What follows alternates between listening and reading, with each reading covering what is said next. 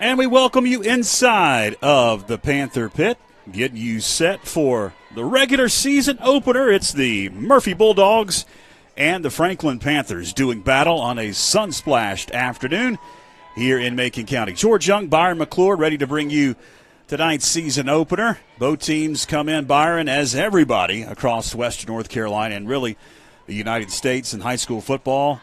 Optimism, nobody's lost a game yet. Everybody's got high hopes, and both of these teams want to win conference championships. Yeah, absolutely. First game of the season. You and I talk every year about how important not only it is to get off to a good start, but how nice it is that we can reach close by and play quality opponents, even from a smaller conference like the Smoky Mountain Conference, a 1A conference. So Murphy is a classic football program. They take it serious over there. And for years, Coach David Gentry had the Bulldogs ready to play. He's handed that off here in recent years to Joseph Watson. I expect nothing less than a big gritty performance, or effort, I should say, from the Murphy Bulldogs. And again, Josh Brooks is, last week we got to see our first glimpse of the 2023 Panthers. And I'm sure they had plenty to work on over the last few days, George, but a good start for them as well. I look forward to a good game tonight. Always, these two teams have really good ball games, and we'll take a look at Coach Josh Brooks over the years against the Murphy Bulldogs. And you look at all those scores, Byron. He's 12-5 since 2006, beginning his 18th season at the helm. Past 2 years victories. He had 3 losses in a row. Before that, 9 in a row over some really good Murphy Bulldog teams. Splashed in those 9 wins are a few state championships for Murphy. Well, there is not a coach in the mountains that would not take a 12-5 record against Murphy High School. Let me say that to begin with. And especially for the majority of those wins coming against the all-time winningest, David Gentry, I speak of, the former head coach at Murphy. So that is a hat tip to Coach Josh Brooks. It's a hat tip to his staff, and it's a hat tip to the kids that going all the way back to 2006 when he first took the helm as head coach, the amount of effort and work it takes to show up. And, again, we usually play him in the first couple of games of the season, so it's a testament to all the hard work that goes in the offseason for me. Well, you see both teams meeting at about the 35, I'll make that the 25-yard line. They're going to have the toss of the coin. Unfortunately, tonight, don't have our captain on the field. Mike Wood. He is in Germany with his daughter getting married, and he's going to be flying back to the States very soon. We'll have him in September, but we're missing Mike, and he'd be right in the huddle right now getting the audio for the toss of the coin. We'll see who is going to kick off first. I talked about the renewed optimism each year about this time for both teams, and over the past 10 years, Byron, the Panthers have had a lot of success. Dating back to 2014, look at these records. Since 2013, the Panthers in those 5 years had unparalleled success, a bunch of double-digit wins, 4 conference championships. Look at that overall record, 55-13. And, over the years, Byron, we've talked about how in high school athletics you have ebbs and flows. A class will graduate, you have few injuries here, few injuries there, and your season goes in the opposite direction. And for the past 5 years, the Panthers have had their fair share of wins, but they haven't come as many as the previous 5. So I'm going to say this to you, and I'm getting older, so I tend to call it like it is. But, the one thing Josh Brooks can't do is he can't recruit. I always remind people, a lot of the schools around us and the private schools, they're picking the best kids off from certain areas. Josh Brooks relies on what the communities of Cowee and Otto and the west side of Franklin, that he relies on that. So, you do have ebbs and flows in talent. I think what that shows you right there is what this coaching staff is able to do with good talent, good mountain talent, and it also shows you that in those years, and I've been around for a long time, so I earn the right to say this, but those years where we went 6-6 or 7-5 with the leadership of Josh Brooks, who's to say that 20, 30 years ago those were not seasons you could have went 2-8. Yeah. And it's because of the emphasis that these coaches put on hard work in the off season, preparation in the summer months. You know, there are a lot of days kids want to wake up and they want to go to the lake or they want to go to the pool, but they know that if they fall out of favor with a person like Josh Brooks, who they hold in such high esteem, they might not get to play. That's right. So that's what brings you to football practice. You put in all those hours in the summertime, and again, you take a team whose top end, you might look and say, that's a 3-7 team, and you end up 7-5. That's a testament to the program and the attitude that's been instilled over the last 20 years. Both teams are out onto the field. You saw the Panthers come onto the field. The band is heading off the field, and we'll kick this one off here at the pit. Glad that you're with us on YouTube and Facebook of the Franklin Panther Sports Network. Glad to be back for another season as the 2023 campaign will kick off here right directly. It's going to be the Panthers dressed in their black uniforms and their red breeches tonight, kicking off to the Murphy Bulldogs. So we'll see the Panthers defensively first here against Joseph Watson and his Murphy Bulldogs. Teeing it up for the Panthers is going to be Will Sinclair as he gets the signal from the official. Yeah, the 2023 season is about to begin for the Panthers. We are underway here at the pit. That one's going to be well into the end zone.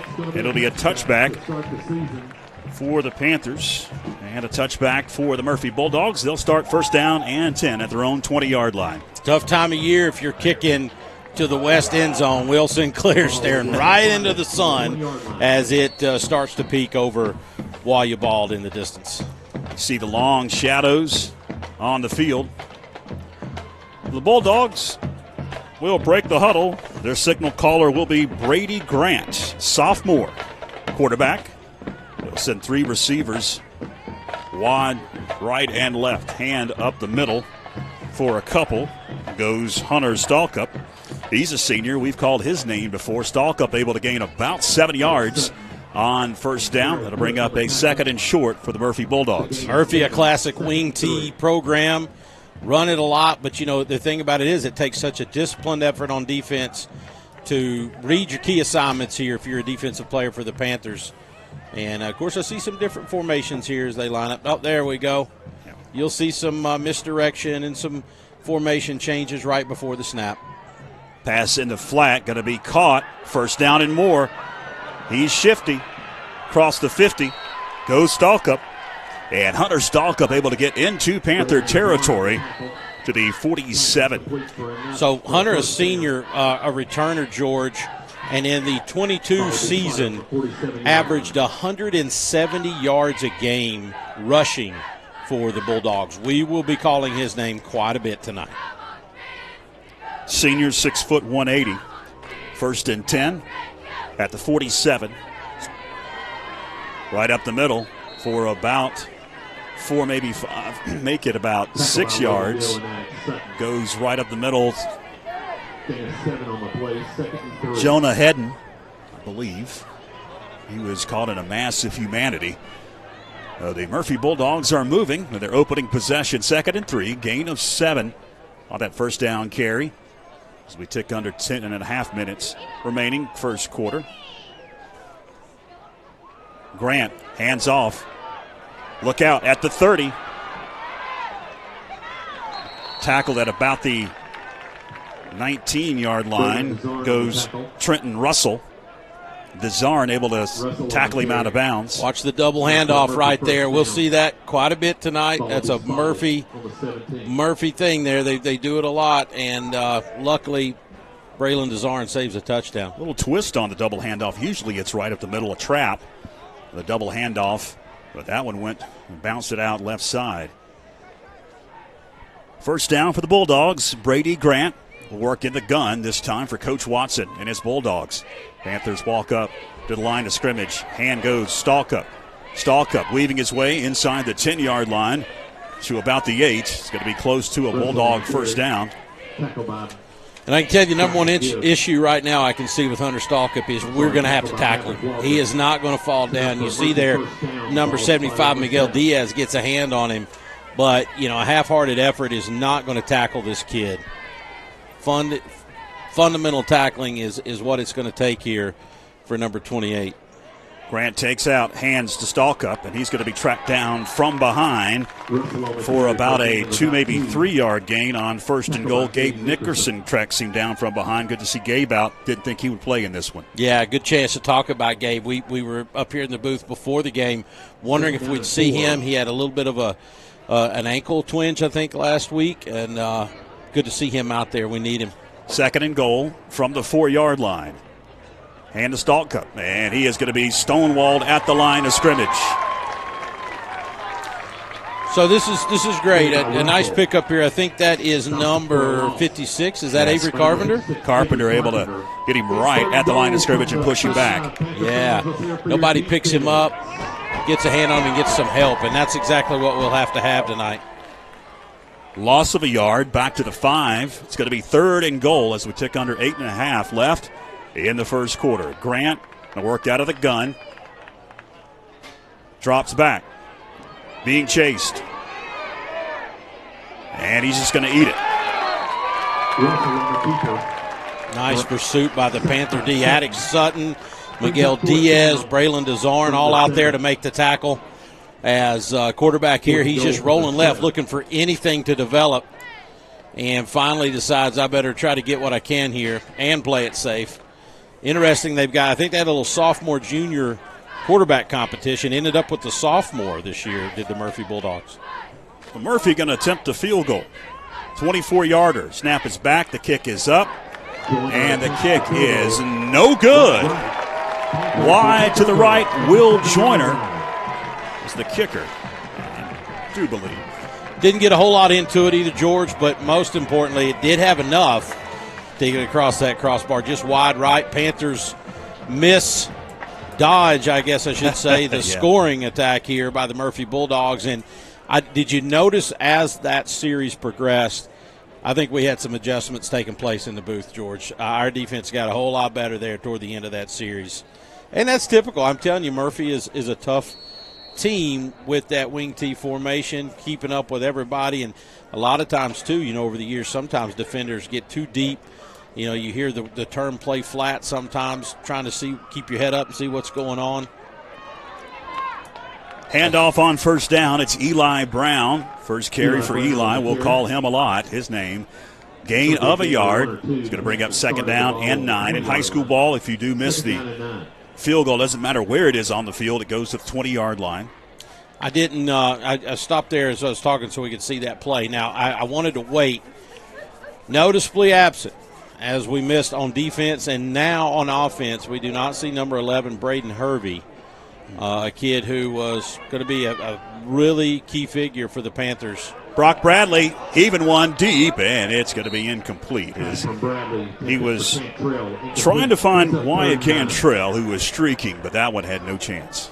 Yeah, that was thrown out there a good ways and really thrown in a spot where it couldn't be intercepted either. Not a bad-looking throw. And I've got to be honest with you, Brock Bradley's looking stronger with the football every time I see him drop back and throw it. So that's a good thing for Coach Josh Brooks and the Panthers. 3rd down and 9 for Brock Bradley, his first varsity start. Sophomore looks to the sideline. Now going to Bark with 10 on the play clock. Got a hand off. Eli Brown. And Eli able to gain about 2. It's going to bring up 4th down, and here comes the punting unit for the Panthers. Of course, Panthers in that familiar offset eye there, and Gabe Nickerson, the fullback, handoff to Eli on the left-hand side. Not a whole lot of room. I think Eli is the kind of kid that gets better as the game goes on, George. I told you I really like his feet around the line of scrimmage, so he'll get stronger as the game goes. Back to punt, Ashton Schote. Stallcup back deep to receive. Angles it near side. Hits at the 50. And going to roll to about the 48, 49. And that's where Murphy will take over. 1st down and 10 in a scoreless game here on the regular season opening night of high school football. here in the state of North Carolina. Glad that you're with us as the sun sets at the Panther Pit. Nice crowd on hand for the Murphy Bulldogs. A lot of folks were here early, and I know a lot of folks still making their way into the Panther Pit. Started about 2 minutes early to 7:30. So Grant and company will send 2 receivers wide up top and 1 to this near side. As he drops back, going to heave it in traffic. Caught. Tight end caught it at about the 45 down to the 44. Zach Scogan. Check that. I called him a tight end. He's just a wide receiver listed on the roster. He's a tall kid, though. 6'5", 180. Yep. Pretty good basketball player, too, is Zach Scogan. So at 6'5", I imagine we're going to see him get quite a few targets tonight.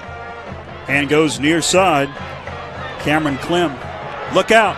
Did he step out of bounds? I don't hear a whistle. He tiptoes the sideline. Touchdown, Murphy. Yeah, just a missed tackle here. Missed opportunity to get him down, and then we just didn't have anybody in the backfield in pursuit. We'll see the replay here. Goes on the left side. Panther defender just missed him there. Nice little stiff arm, and it's off to the races. I did think he stepped out of bounds right there, but nonetheless, big play and 6 points for Murphy. Fence in our camera view of Philip Angel, our camera operator on that side of the field. Extra point is up, and the extra point is good. So with 5:53 to go, first quarter, Murphy strikes first at 7-0. Stay with us.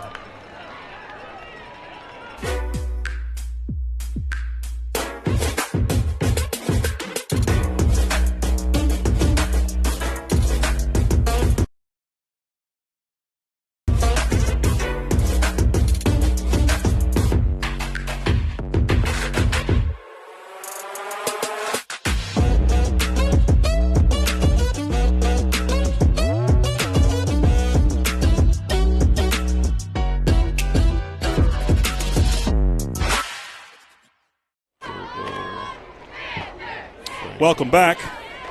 As you see the replay, we'll take the scoreboard off. See if he stepped out of bounds, Byron. Let's see. Right in. Oh, we got a tent. Oh, no. I'd say that tent headed. Angel He was definitely out of bounds. He tiptoed it. He sure did.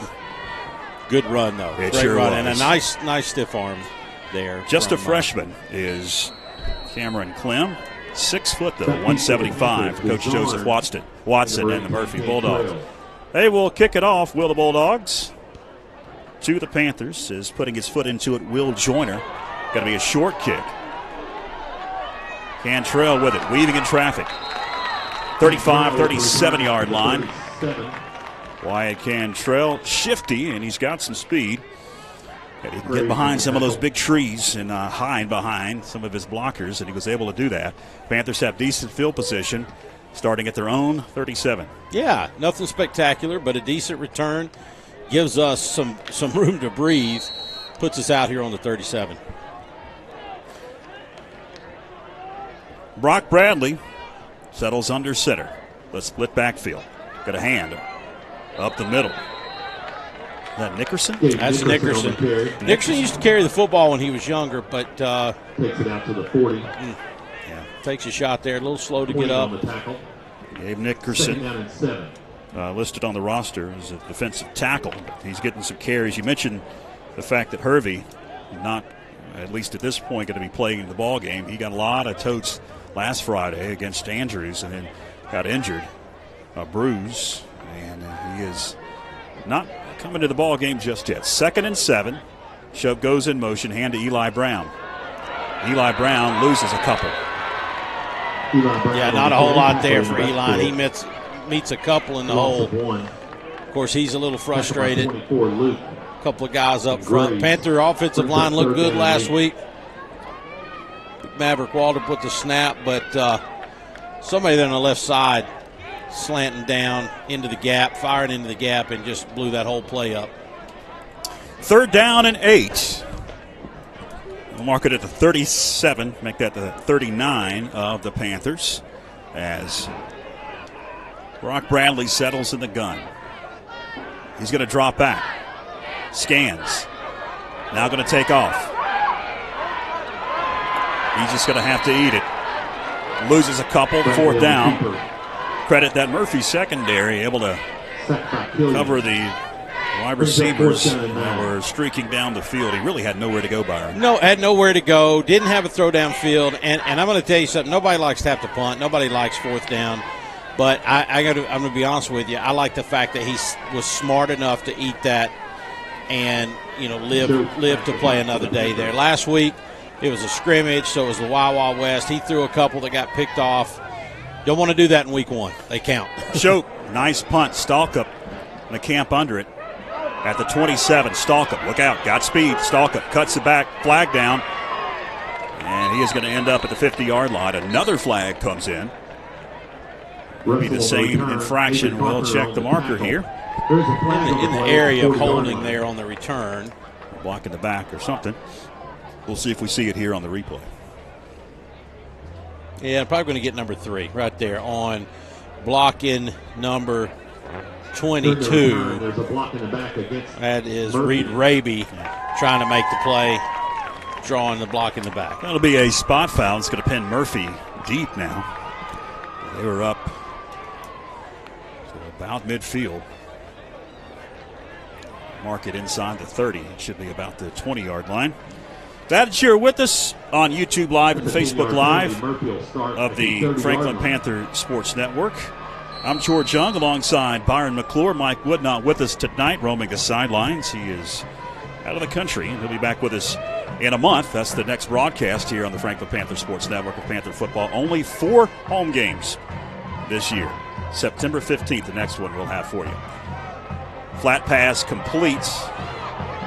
And going nowhere in the backfield, Ryan Payne Great will be job. slung down. Great job. That's Attic Sutton. George got a hand on him, I think, first, and allowed some help to come. Let me see if I'm right here.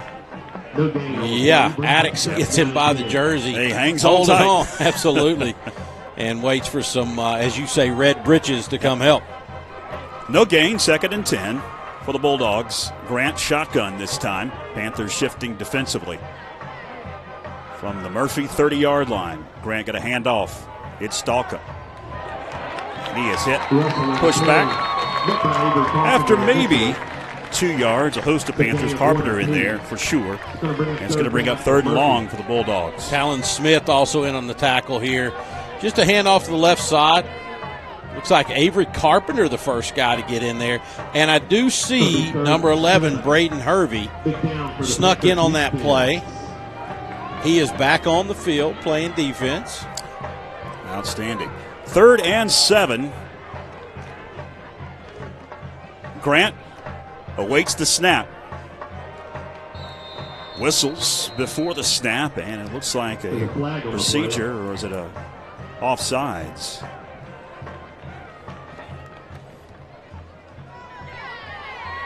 .202 left, first quarter. Here comes the officials ruling it's offsides on Franklin. Offsides on the defense. That's going to make it a 3rd and short now. 3rd down and 2 for the Bulldogs. That'll change the play call. Well, that's a killer. Yeah, that's a killer. That's a low percentage 3rd down play to a very high percentage 3rd down play. See how the Panthers respond here.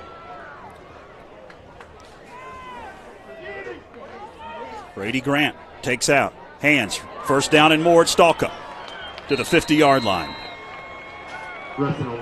Yeah, and on that play right there, too, big Jacob Gibson got caught peeking inside. Watch him right here choose almost, stick his head in the gap right there, and then across his body goes the runner. Nice block up front there by the Murphy Bulldog. Minute 40. Time's a ticking first quarter. Murphy punched it in on their last offensive possession. They'll kick it out. Near side Stalkup. Out of bounds at about the 28. Stalkup has been gashing the Panthers outside here in this first quarter. You saw it there. Stalkup on the carry. Yeah, and a little stiff arm at the end that draws the ire of the Franklin crowd. But here he is again, missed the tackle up there, and then, man, yeah, extended hands to the face there by Stalkup. Minute 24. At least forces him out of bounds. Clock is stopped as Murphy approaches the line of scrimmage. 1st and 10. Hand goes to Stalkup again. And he's going to fight his way to the 25. Gains about 4 yards Miguel Diaz and Carpenter on that carry. Check that. It's not Stalkup. That's Jonah Hedden. 25 on the carry for Coach Watson. Approaching 60 seconds left in the opening quarters. The sun is starting to set, and the shadows are no longer on the field here at the pit.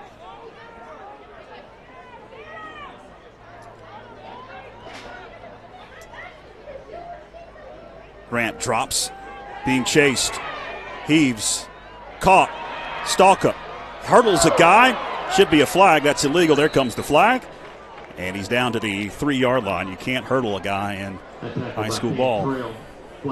Yeah, it's a no-no. Impressive, fun to watch, but it's a no-no in high school football. The only place I think it is that you see here. Probably. Yep. That is illegal in high school football. So I know some people are scratching their heads, but it is. And you look at that offensive line; they're not that big for Murphy, and it seems like every year they show up. They'll have a couple of big guys, but they like to play with a lot of quickness, especially with their guards. Mm-hmm. They pull a lot, a lot of scheme goes into their blocking.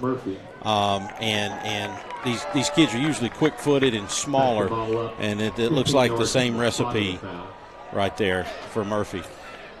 The other shocker is it's also a 15-yarder. It's a personal foul penalty. It's going to push it back to the 19.5-yard line. It'll be 2nd down and a yard for the Bulldogs. Well, just like we called out, and I don't mean this in a derogatory way, Stalkup is a show-out. He has definitely showed out in the first quarter of this game. No doubt about it.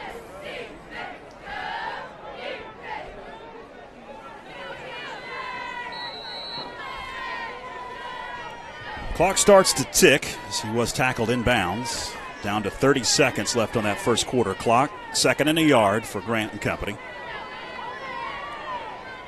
From the Panther 19. Down to 9 on the play clock as they snap it with 8. 1st down for Stalkup right up the middle. And that'll take us most likely to the second quarter. They'll stop the clock briefly and move the chains. They'll start it rolling, and that's pretty much all she wrote for the first quarter here at the pit. As the Murphy Bulldogs head to the second quarter, driving up 7-0 as we take a break. Stay with us. That'll be the end of the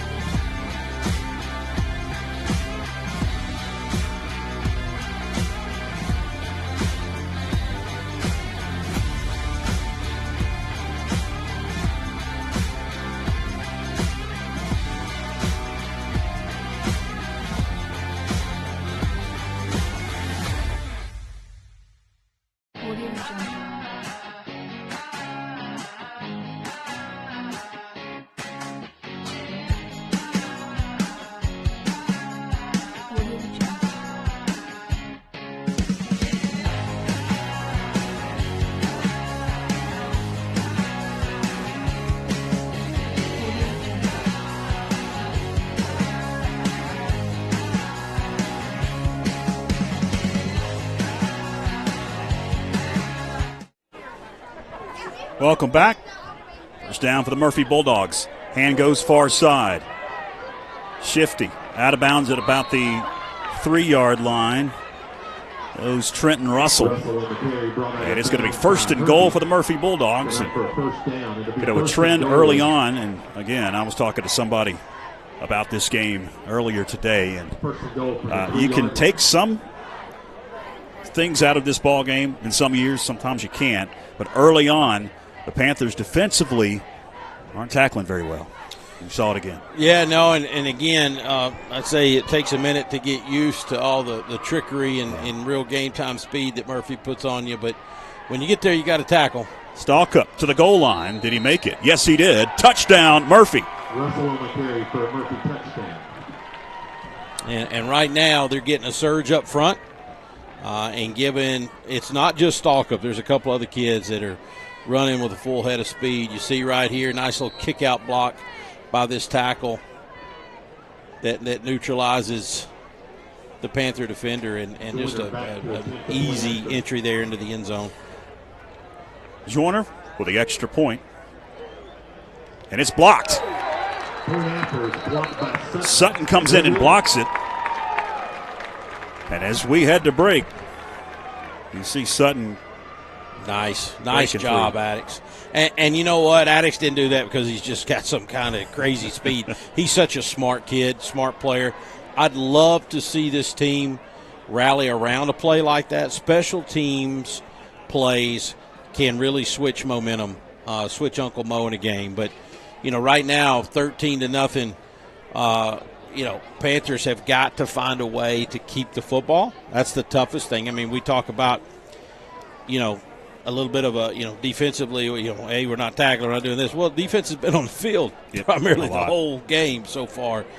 Offense needs to, keep the football for a possession, or a series or two. Let the clock run. Keep the defense off the field a little bit. 11:36 left, first half. And Murphy now up 13-0. Glad you're with us, George Young. Byron McClure on YouTube and Facebook of the Franklin Panther Sports Network. Mike Wood not with us tonight. He'll be back in the middle part of September for those 2 home games. But you're not going to hear much of us this season. Only 4 home games. The way the schedule worked out. Head to Robbinsville, the Black Hole. I guess they call themselves the Black Knights. It's for media, I call the Black it, Hole. For media, it's the Black Hole. Yes, it is. Yeah. And I know Mike will never watch this, so I'll be willing to give him a compliment right here. We miss Mike. Yeah, we do. God, we miss his energy. Love Mike Wood. Kick is away. It's going to be gathered in at about the 10-yard line. Got some wheels, does Desarn, and he is out to the 34-yard line. But the Panthers, again, have pretty good field position. Scrimmage from their own 34. Yeah, not bad. I mean, you're across the 30. Hopefully we'll be able to make a little move here. Eli Brown so far not able to get much room to maneuver. Like to see him, get some of those 5- and 7-yard runs he was getting last week against Andrews. But it starts right here for the Panthers. Eli Brown to the 35. A yard for Eli. That'll bring up 2nd and 9 for the Panthers. And it's tough to tell right now, to be honest with you. I know Murphy's got one kid up there, extremely big kid. Another big kid there, number 71. It's hard to tell. Obviously, we're just playing live here. It's hard to see what's going on up front. But we are having a tough time giving Eli some room to run the football. Pass incomplete. Through the hands, intercepted. Murphy football. Yeah, that's a toughie. And Brock Bradley delivered that ball right where it was supposed to be. Wyatt Cantrell goes through his hands, looks like it hits his shoulder pads, just caroms in the air. Oh, man, that's a tough one. Trenton Russell secured it. He scampered down to the 22-yard line. So it's the Murphy Bulldogs. They'll mark it back at the 23, looking for more, trying to go up 3 scores with 10 minutes, 38 seconds left, second quarter. I know it's early. This is a critical part of the game right now for the Panther defense. Keep their head in here, get tough, stiffen up. Stalkup pushes it near side. Got some blockers. Flag comes out. Maybe an illegal block as he's going to be snowed under at the 16. We will check the flag that's down right at the 16-yard line. Flag on the play. Yeah, it looks like they're going to get, Hold. number 3 there, the receiver out wide. Trying to keep Braylon DeZarn out of the play. Got a hold of a lot of jersey. Ryan Payne, victim of that holding penalty for the Murphy Bulldogs. And it's a sure thing. Anytime the defender's trying to separate and that official can see the jersey stretched, you're going to get the flag. First down and 15. First and 15 now. Under 10.5 left, second quarter.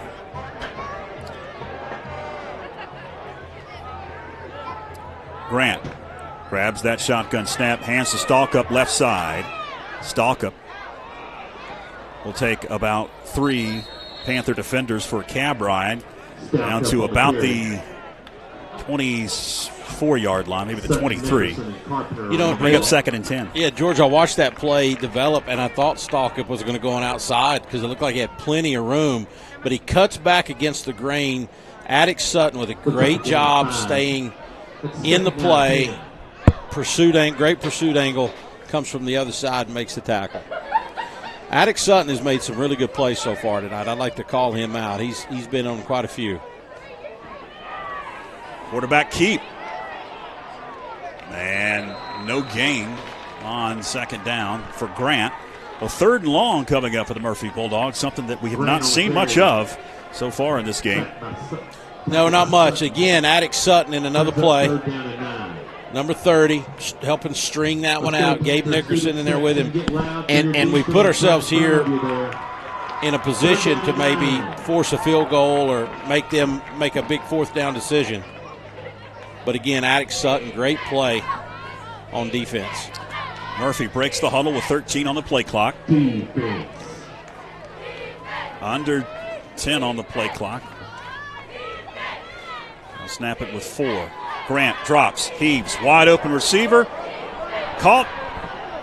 And he did not make it into the end zone. They're going to sling him down at about the 3-yard line. As that pass basically played center field, did Trenton Russell. Just totally unaccounted for. I can't tell if he came out of the backfield or was that the tight end. I missed that, but bottom line, we'll see right here, number 29. Yep, he was the wing back. We just totally did not pick him up, and only because that was not a good throw was that not a touchdown. Credit Hervey for slinging him down behind the that one. Stalkup won't get into the end zone. It'll be second down and goal. 8:48 with a moving clock. Here in the second. Second down and goal. Murphy looking to go up 3 scores. Hand to Stalkup. He's in. Touchdown, Bulldogs. 8:31 left in the second. And Murphy tacks on 6 more. It is 19-0. Yeah, critical turnover for the Panthers. Puts Murphy in a short field. We make some great defensive plays. And then missed assignment basically puts him in the end zone. That's tough right there for the Franklin defense. Will Joyner on for the extra point out of the hold of Will Shore. Whistles before the snap. Flag on the far side. They've got offsides on Franklin. Offsides on the defense. The lineup again. They may go for 2. Try to get that 21. One back. Yeah. Looks like they might do it. And I'm guessing number 28 could receive it. What do you think? Ball will be on the 1.5. Put money on it. He's been tough so far. Kid runs the football like he's been doing it a long time in his life. They are going to go for 2. Grant whistles. Yeah, might get some early movement here. Stalkup was the ball carrier. Yep. Flag on the play. That'll be a 5-yarder. And I think Stalkup might be offsides on the offense. No, it's offsides of the defense again, it says. Oh, wow. Okay. They said over the PA here, offsides of the offense, but that'll gain a couple of inches. I'm sitting here looking at this monitor now. To me, I thought I saw Stalkup start to move and lean and maybe take a half step early. But, of course, what I can't see is the depth of those Panther defenders. So we had somebody trying to get an edge, trying to do something to stymie this Murphy offense. It's about the half-foot line. Straight quarterback sneak. I don't know. I don't think he got in. No, he did not. Grant did not get in, so the two-point conversion is no good. Score remains 19-0 with 8:31 left in the second as we take a break. We are Dalton's Christian Bookstore, North Carolina's largest Christian bookstore. We offer a wide range of gifts and apparel. Children will find a world of fun to explore in our interactive kids section. Dalton's has a huge inventory of Christian literature, including Bibles in all translations. Dalton's, your destination for inspiration.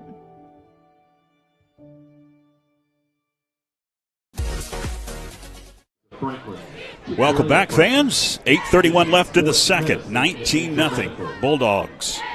As the Bulldogs are set to kick it away to the Panthers.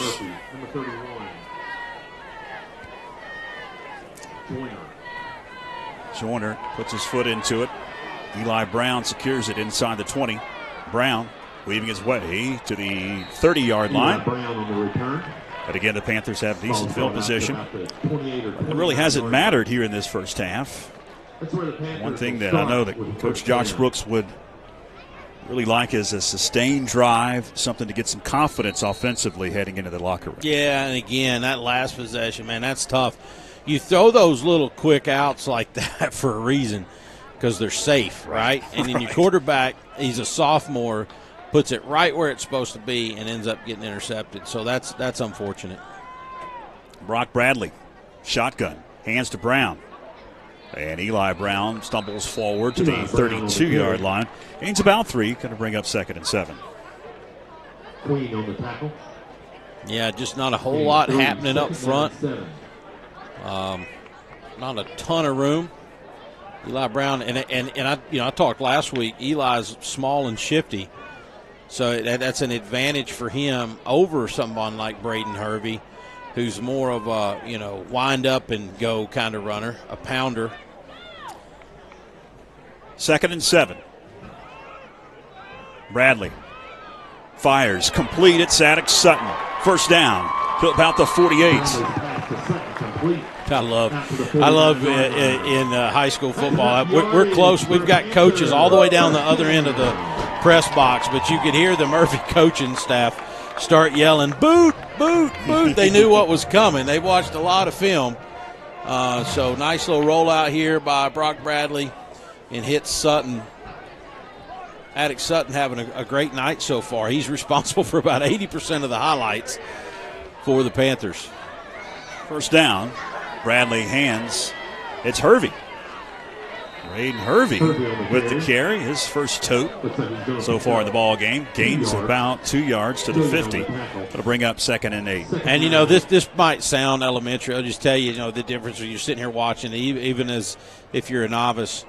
The difference is our running backs are having to make moves the minute they're handed the football. And right now the Murphy running backs are running downhill, getting 4 or 5 steps before they have to make a move. And if you think about what I'm saying, you know what I mean. They're dodging people immediately, and Braden Hervey was right there. Nice play just to get a couple out of it. 2nd and 8. Nickerson. The 48. Gabe able to gain 2, so it's going to bring up a 3rd and long. 3rd down and 6 for the Panthers as we close in on 6 minutes left. And we've got look at this. We got a Murphy defender stretching out Gabe. Now that's sportsmanship. I hope Clint, you got that on camera. You don't see that often, but looks like Gabe might be cramping a little bit. Yeah, he got dinged up last week. Nickerson brought the ball out to the 48. I'll stretch him out. You see Lynette Gibson. athletic trainer. Look at this, 55. Who can give me that name? I want to call him out. That's Brody Orton. Brody, you're quite a man. Quite a man. 3rd and 6 as we tick under 6 minutes left in the first half. Bradley drops, plants. And look at him. Look out. Very next play with the sack. He came hard off this near side, George, and I don't know who it was he blew by, but he came hard. Watch, he's right here in frame, center frame, boom. And a little chip block there did not do much for the chipping. And there he is just teeing off on Brock Bradley. That's the kind of things on a tough night that make it a whole lot tougher. Stalk up, back at the 10-yard line, awaiting the punt from Shope as we approach 5 minutes left. Bad snap. Shope has to secure it. Now he's just going to take off. And things are going downhill quick for the Panthers. It'll be first down at the 22 in Panther territory for the Murphy Bulldogs. Oh, man. Yeah, just airmailed. Now, Ashton can still kick it at this point. You know, we're sitting up here saying, why didn't you? Yeah. Well. He's got, 6 white jerseys running full speed at him. It would be one of those rugby kicks if he did kick it. Yeah. I don't know if you could execute it to perfection or not. I'll mark it back at the 24 and a half, 5:01 left. Timeout, Franklin. It's just their first timeout called here in the second quarter. Do we still have the footage from pregame? Okay. We didn't get to talk about this in the pregame. We got some time now as the Panthers called timeout earlier. Kurt Leonard, you see him along with myself and Rhonda Blanton. Pregame was honored as a inductee into the Franklin High School Athletic Hall of Fame, class of actually 2022 last year, but he was unable to attend last year's ceremony. Graduated in '88 as standout soccer player for the Panthers. He scored at least 79 goals in his career, but they didn't keep track of all the stats as good as they do now as we get back to action. And we'll talk more about Kurt here in a moment. Stalkup. 10-5, touchdown, Murphy. One play, 24 yards, Stalkup. Add another TD to his column tonight. Yeah, that's tough. Again, I'm not even sure I want Clinton to play the replay on that.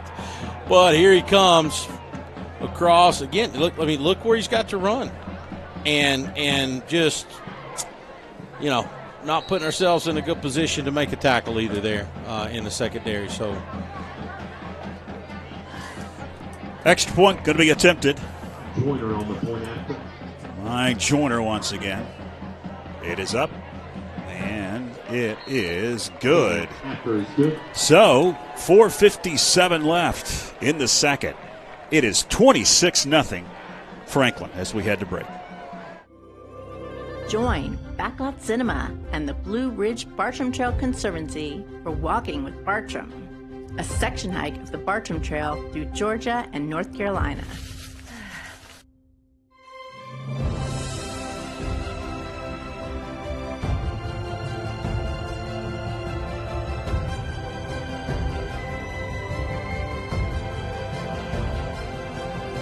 Streaming now on YouTube and Facebook. In open space, Hanley at the 20, 15, 10, 5, touchdown. Davis hits one into right pretty well. Right fielder backpedaling. It's out of here.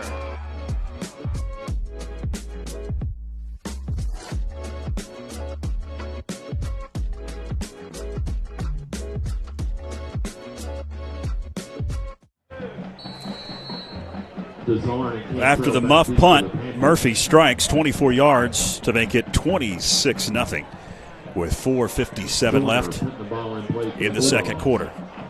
Joyner tees it up for the Bulldogs. He'll kick it away to the Panthers. back deep, Desarn, along with Cantrell. And that one is going to be caught right at the goal line by Wyatt Cantrell. 20, 25, Cantrell slung out of bounds at about the 35. So again, leads the field position. Panthers have to do something offensively now. Yeah, be nice to get some momentum here, and a lot of fire up front. We got to push some people around, right? And you don't have to get it all back in a 20-yard play or 40-yard play, but we do have to start stringing together some 4-yard plays, and that starts up front with the offensive line. They got to give Eli a chance, and we got to protect Brock. We'll get some scores here right now as we have a timeout on the field. Some scores, some interesting games happening in the mountains tonight.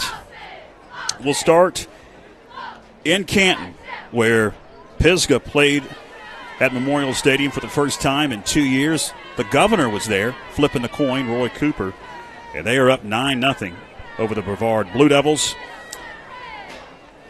Tuscola and Asheville, interesting game. And it is the Cougars on top of the Mountaineers at the first quarter, 12-0. The Maroon Devils of Swain County and Charlotte Country Day are scoreless, if that is correct. Robbinsville, Panthers' next opponent, up 22-0 over East Surrey. That's in the first quarter. Again, these scores may not be updated as Smoky and Cherokee are still scoreless. Raven County up on Haralson County, 24-0. That's in the second quarter. West Henderson on top of Newton Conover, 19-0. That one is in the second quarter. North Henderson up on Hendersonville in the second quarter, 14-6. Murphy comes back out onto the field as Coach Watson called timeout to talk things over. 1st and 10 for the Panthers, 4:46 left, second quarter. Bradley under center. Hands to Sutton. Right up the middle goes Sutton for a couple. 2nd and 8.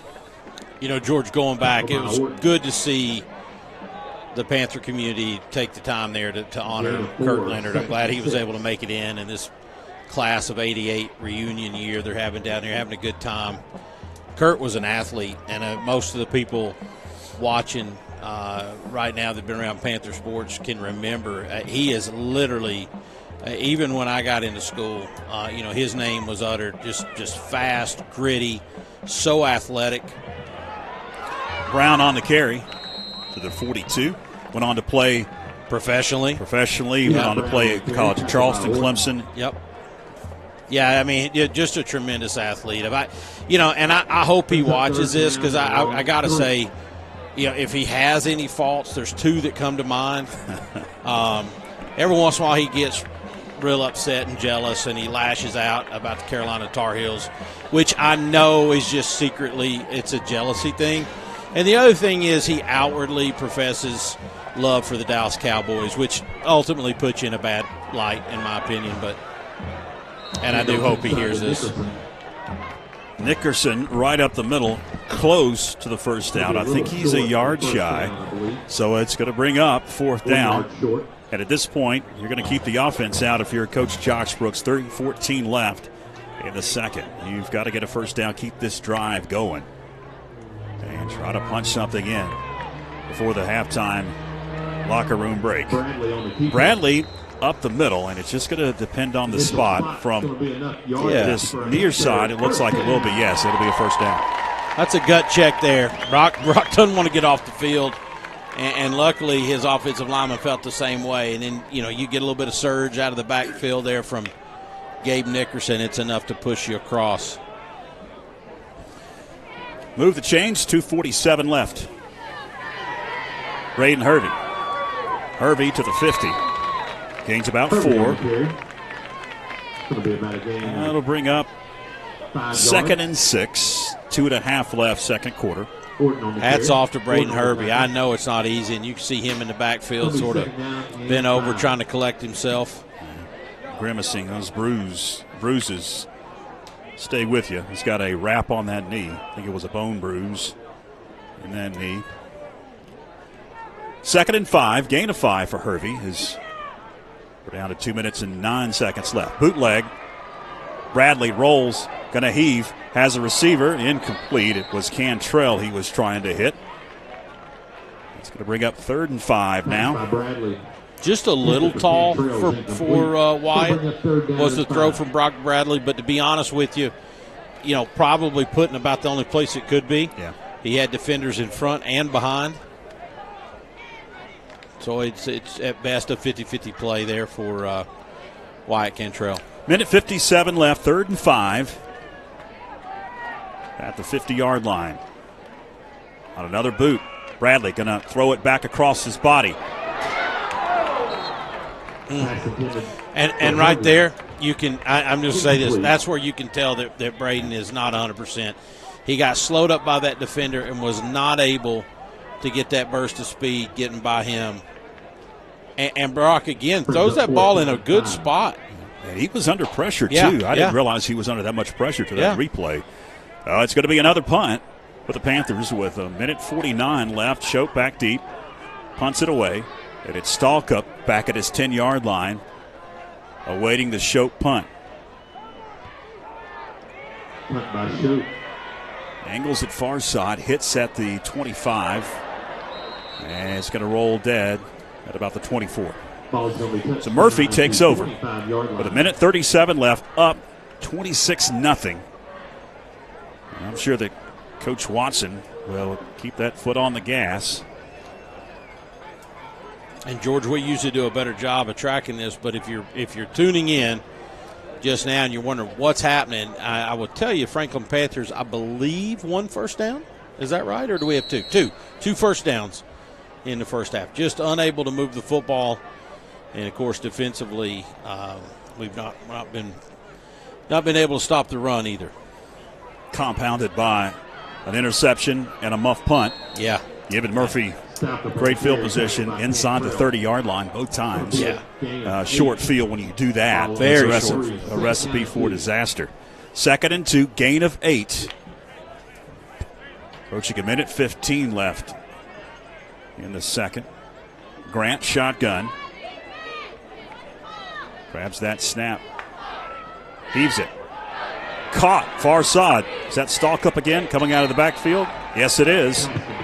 Stalkup down to the 48, 46-yard line. Just blows quickly. Yeah, just blows right past his defender. Safety didn't get over there in time to help. He'll spike it. And I can promise you Murphy's going to see what kind of points they can get here before they go in the half. But here's the play before. Again, just right past his defender. Nobody over there to help. Spike brings up 2nd and 10. But 2nd and 10 from the 45.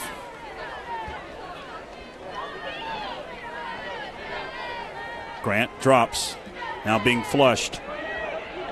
Gonna fire it back across, complete. First down.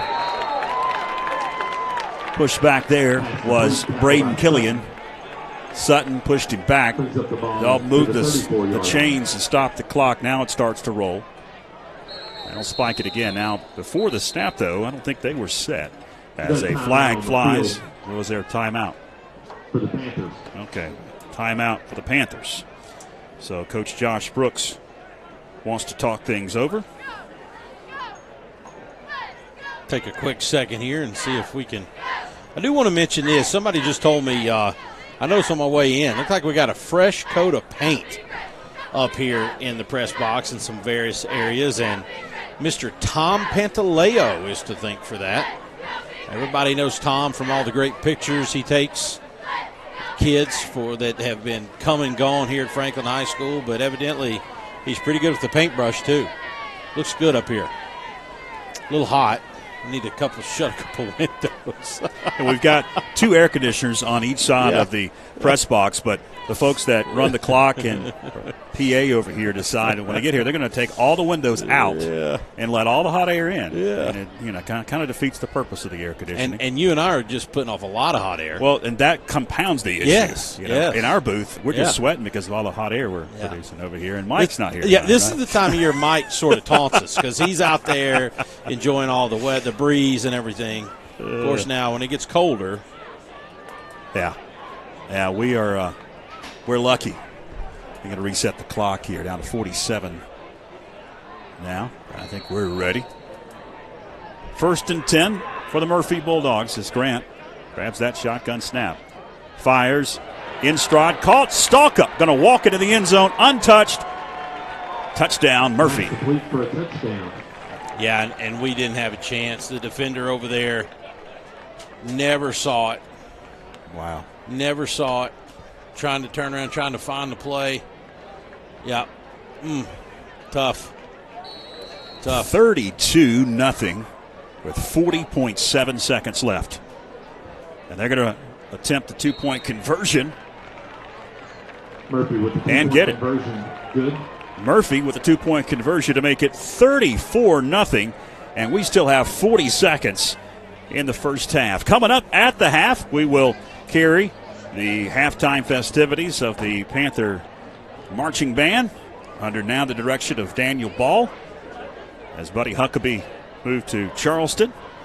Our buddy Huckabee for many, many years. We spent a lot of Friday nights and Thursdays together with interviews, and we wish him the best. Daniel Ball has hit the ground running as he was hired on a Monday and started on a Wednesday with band camp. So we'll have that coming up at the half. Also, stay with us for an interview with Lynn Baker, the cheer coach, talking about all the happenings with the cheer program, their trip to Hawaii and what they've got going on. They organized tonight Orange Out. I'll see a lot of folks in the stands with orange tonight. That's leukemia awareness for Chuck Maloney.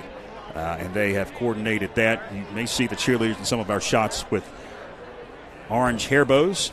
That's awesome.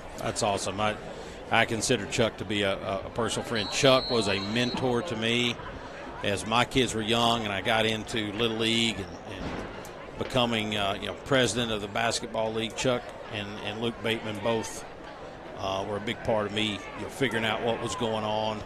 And I think Chuck Maloney's one of the greatest people I've ever come in contact with. So I'm glad to see people out honoring him. Attic Sutton with it. Heads out of bounds at the 42. Return by Sutton. Panthers have it with 34 seconds left in the second quarter. And trailing 34-0. We'll see what the Panthers do offensively. Chuck, just one of those guys, George, with so much wisdom, a fair-minded man, reasonable man. I'll be honest with you, there's very few people I come across, I sit down, I listen to every single word they say, but Chuck's one of them because Chuck usually has an idea of what's going on. So thoughts and prayers with Chuck and his wife. On first down, Eli Brown stood up. Whistles do fly as he did take off, but it had already been blown dead. Down to 20 seconds. And they run one more play, although the play clock is running. They don't really have to snap it. They will.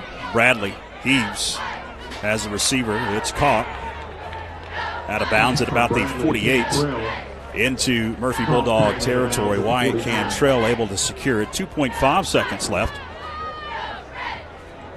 One more play here for the Panthers. I got to be honest with you. I've been impressed.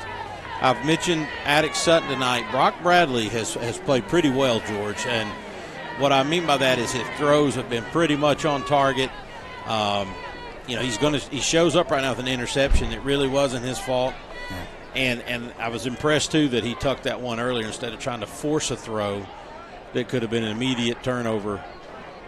He tucked it for fourth down, and, of course, we punted it away. So great wisdom by the sophomore quarterback. Last play of this first half. Pass was caught, but going nowhere is Attic Sutton. And that's going to do it for the first half of action. Murphy hammering the Panthers 34-0 at the half. And again, Mike Wood not with us this week. He'll be back with us in the middle part of September. And we'll have him interview somebody. The question is who, because Jay Brooks not on the sidelines either this year. We had normally over the past many, many years gotten Jay Brooks, but he's up here in the booth, not on the sidelines. But we'll have Mike in a halftime interview coming up in September. So the band, you see, they're coming on to the field, and we're going to take a break here, come back once they get set and ready to go, and we'll bring you the halftime festivities, so stay with us.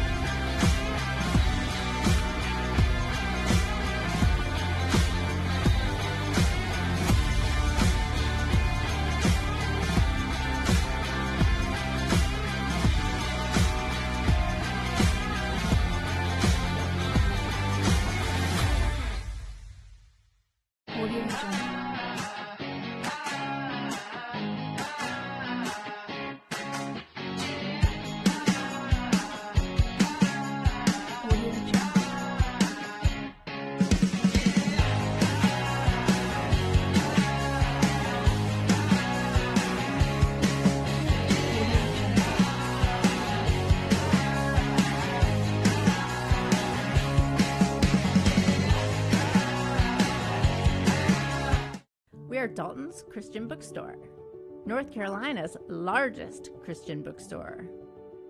We offer a wide range of gifts and apparel. Children will find a world of fun to explore in our interactive kids section. Dalton's has a huge inventory of Christian literature, including Bibles in all translations. Dalton's, your destination for inspiration.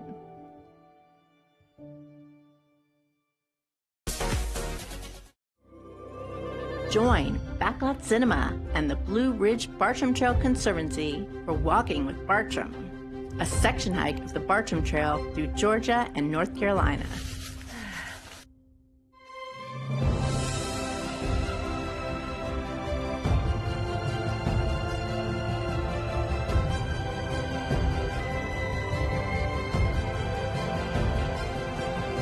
Streaming now on YouTube and Facebook. Welcome back, fans. The Panther Marching Regiment has taken to the field. They're about to perform at least one song here of their show. In the direction of Daniel Ball, his first year at the helm, taking over for Buddy Huckabee.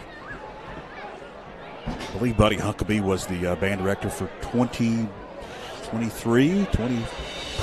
Here they are.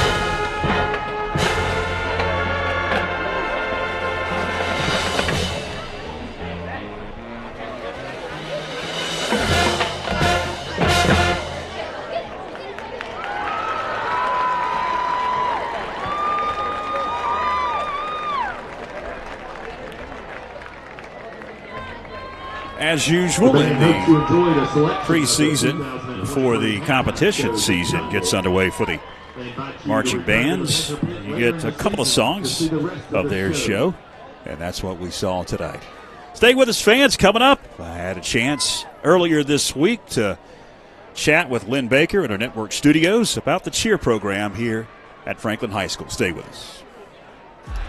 In open space, Hanley at the 20, 15, 10, 5, touchdown. Davis hits one into right pretty well. Right fielder backpedaling. It's out of here.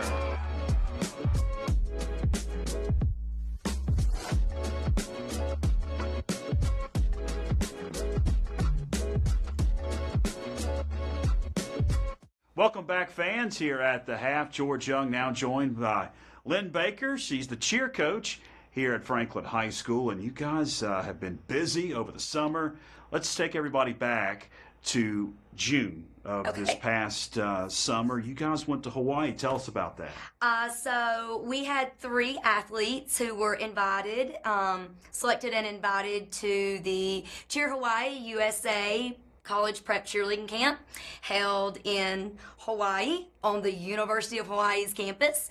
It's a huge camp that they have. It's a huge honor to go there and get to cheer at it. Lots of education cheer-wise, lots of education about the culture in Hawaii, and then some education about what college looks like, the recruitment process for cheerleading, and also just financing college and everything else and how all of that works. And so very, very good camp and program to get selected to be a part of. And you had tryouts, and there's application process. That was back, what, in April, I think? End of April, 1st of May. We held tryouts for this season. So we did that. We practiced for a couple weeks with the team. They took the summer off, sort of. We have a virtual workout program that they do, so they can go on vacation. They can do lots of different things. Kavod actually helps us out with that. And so they have access to the Kavod gym if they don't have access on their own, or they can do it wherever they go on vacation at. It's a strength building program, so it helps them out and helps prepare them to come back and be ready for camp. So we had that. The girls went to Hawaii during June. I went to Hawaii with them, not necessarily with them. I was invited to coach at the camp, so I didn't actually get to coach our kids, but I got to see them while we were there. They were on other coaches' teams. And then we had a leadership retreat the beginning of July with our leadership team, and then we jumped back in, had practice a week before camp, and then went to camp that last week of July. So, big camp. Yeah, and of course tonight, first football game, first of only 4 home football games.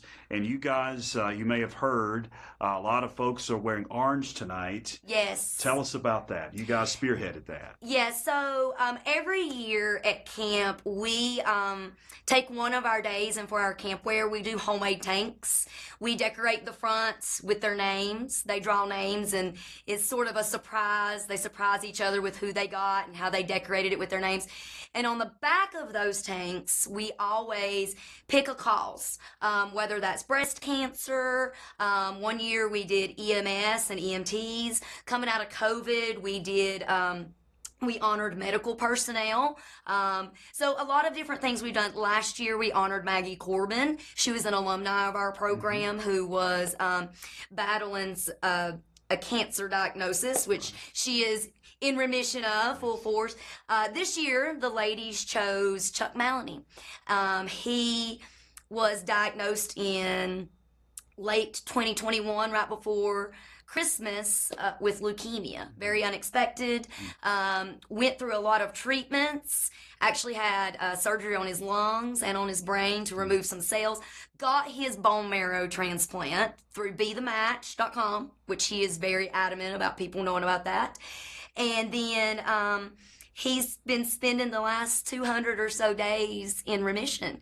He got his regular checkup labs done, and we found out while we were at camp, the night we did our tank top reveals, that he had come out of remission. So the girls actually got together that night. We had a lot of tears. I read some messages to them from him, and they decided to devote their season to him. this year. So not just that calls at camp, but their whole season. So they have put a lot of work and energy into making sure that, you know, he feels the love and that we rally everybody we can around him and their family and just in general the cause of what's going on. So taking a step back from that a little bit too, it kind of goes hand in hand with their theme for this year. They have a team theme, and that is love, to love unconditionally others. So all of that just ties in perfectly together, and I really think they are kick-starting off that journey of love this season with tonight. And, you know, I can't be more thankful and grateful and blessed for a wonderful team that we have. It's an orange out tonight Yes. because orange is the leukemia color. Yes, that is the color that honors leukemia. So now Chuck and Teresa and their family have all been very adamant that they don't want to take financial donations and such. But so that's why we're doing this love rally. And we're trying to rally the community around them, provide that faith, that love, and that support that we're all here for them, as well as raise awareness for that awful leukemia in general and those that have it, but also for Be the Match. He's a huge proponent of that. Without that, he says, you know, he wouldn't be where he is. He wouldn't have had a match with a bone marrow donor. So, you know, anybody who can, he likes to stress, go on there if you can, look into it and become a donor. Now, you guys are defending state champions, right? Yes, we are. Now, you have competitions coming up. Now, tell us about that and when that is and how folks can find out more information about that. So we do have some competitions coming up. We have 4 competitions that we're looking at this year. We will have regionals the first weekend in November, which is actually the day after the first week of state football playoffs. So going to be a busy weekend for our team. And then at that regionals, we will find out if we earn a bid to nationals or not, which is in February. We'll get to that in a second. I'm going to try to go in chronological order here. The first weekend in December, NCHSAA will host their invitational competition. And then in January is the state cheerleading championship. Those are both, the NCHSAA and the state championship are both held in Raleigh. And then if we get that bid to nationals in February, we'll be headed to Disney and the ESPN Worldwide Center of Sports. That's exciting. It is. The other thing that's exciting, and if you come out to the next ball game in about a month on September 15th, y'all are doing it tonight. You're also going to be doing it for the rest of the home slate. You are selling ice cream? We are at the Spirit Shack right there next. We like to call it the Spirit Shack. So it's right there next to the home side concession stand. Also, we're hoping to sell at all the home soccer games too. So, you know, you look for us there as well. Lynn Baker, as always, appreciate you joining us here. And good luck as the season starts. And we'll, I'm sure, talk to you down the road. Sounds good. Appreciate it. Thanks, George. All right. Lynn Baker, cheer coach here at Franklin High School. Stay with us, fans. More to come. We are Dalton's Christian Bookstore, North Carolina's largest Christian bookstore. We offer a wide range of gifts and apparel.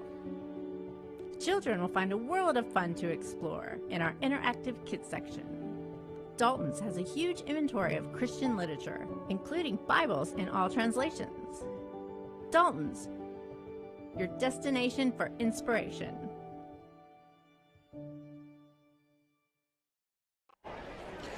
Welcome back, as we've got about 2 minutes until we'll get to second half action. 34-0. It's the Murphy Bulldogs dominating the Franklin Panthers here in the shocking first half. We talked about the previous scores, the previous record. Josh Brooks since 2006, 12-5 against Murphy.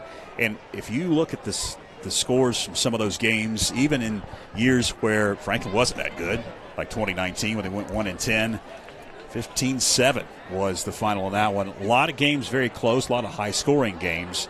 This one very, very lopsided. Yeah, I wish we could have taken some of the points from some of those blowouts and just sort of banked them, right? Right. You know, and I'm gonna, like I told you earlier, I'm gonna call it like it is. I don't think it's X's and O's here, George. It's about execution, and you look at that screen. That is just shocking. That is shocking. I don't, that's 17 total yards of offense for the Panthers, and they've given up 333 yards. I mean, it says it all right there. And it's actually, it'd be 2 turnovers, I guess, right? But because we had the interception, and then we had the blown, technically the turnover on downs, but it was a bad snap. But right now, the best thing, George, these Panthers could do in the second half is just, ask if they can cut the scoreboard off, and just play from heart, really, honestly. You don't ever count anybody out. I'm not saying that, that we can't get back in the game. What I'm saying is it's not going to happen 34 points in one sweep. You got to get here in every play. You got to want to get physical. Right? You got to block and tackle. Fundamentals of football. Block and tackle, block and tackle. We didn't do a good job of that in the first half, to be quite frank with you. And, again, that's not an X's and O's problem. That's a Jimmy and Joe problem, and that's about heart. And even when you're young, and even in a year when you're unsure, you got to go out and you got to give max effort. So I'm hoping right here something took place in that locker room at halftime, and Coach Brooks and his staff were able to connect to these kids, because there's a lot to be down about, if you're one of those kids going back on that field. This is, quite frankly, this is unprecedented.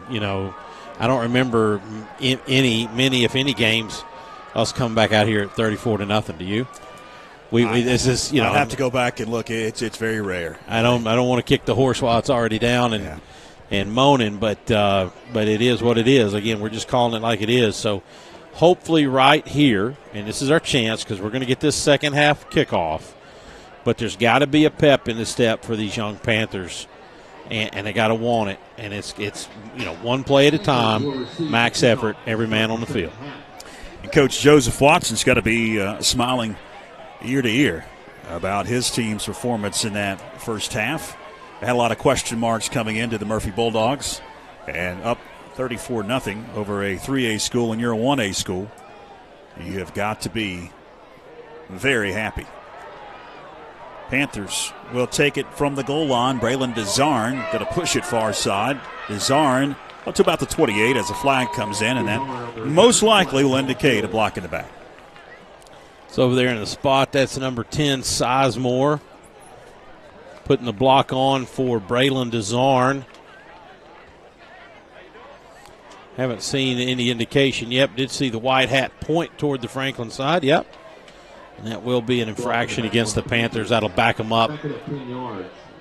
So the Panthers will now be in the shadow of their own goalpost. A couple of scores at the half. Andrews on top of Rosman, 28-0 at the half. Pisgah on top of Brevard, 9-0. Robbinsville, the Panthers' next opponent next Friday, 28-6 over East Surrey. And surprisingly scored North Henderson on top of Hendersonville, 17-6 at the half.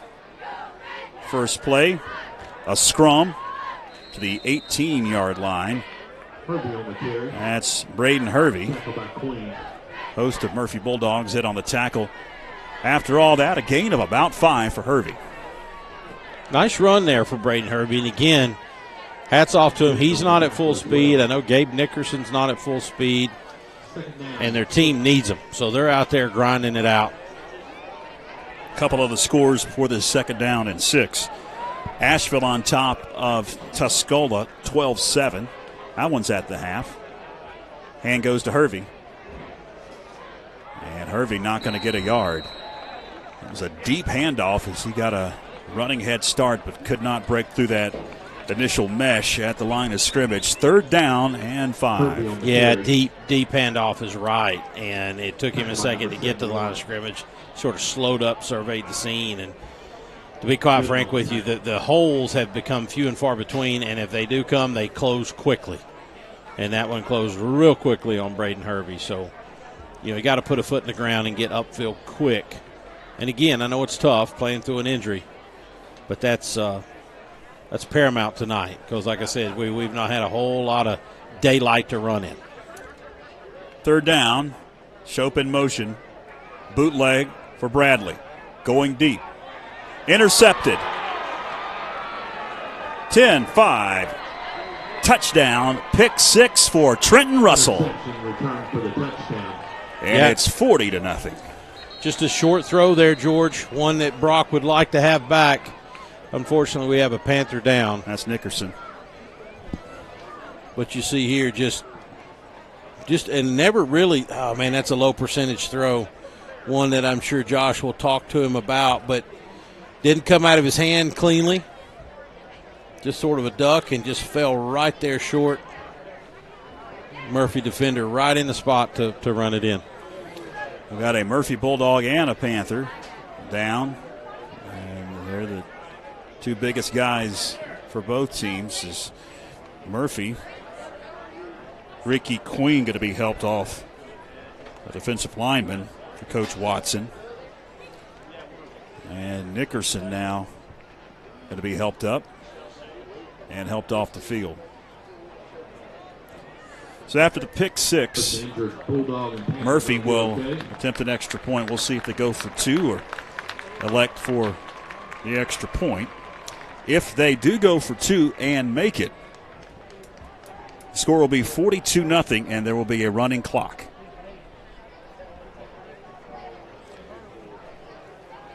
And again, you know, nobody likes to quit here, but that's probably the best thing that happened for us tonight.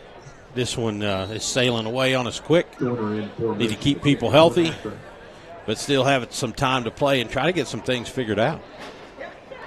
Will Joyner is going to attempt the extra point. It's up, and it is good. 41-0, your new score, with 10:07 left in the third. We take a break.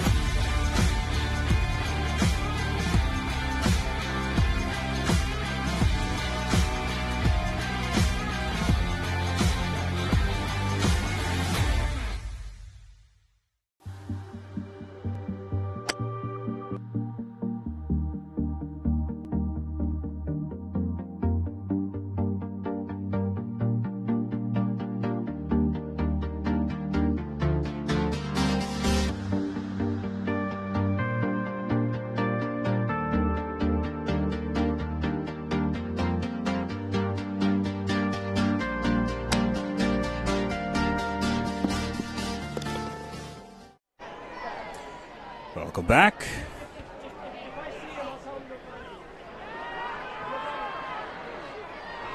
Eli Brown got a little bit of space.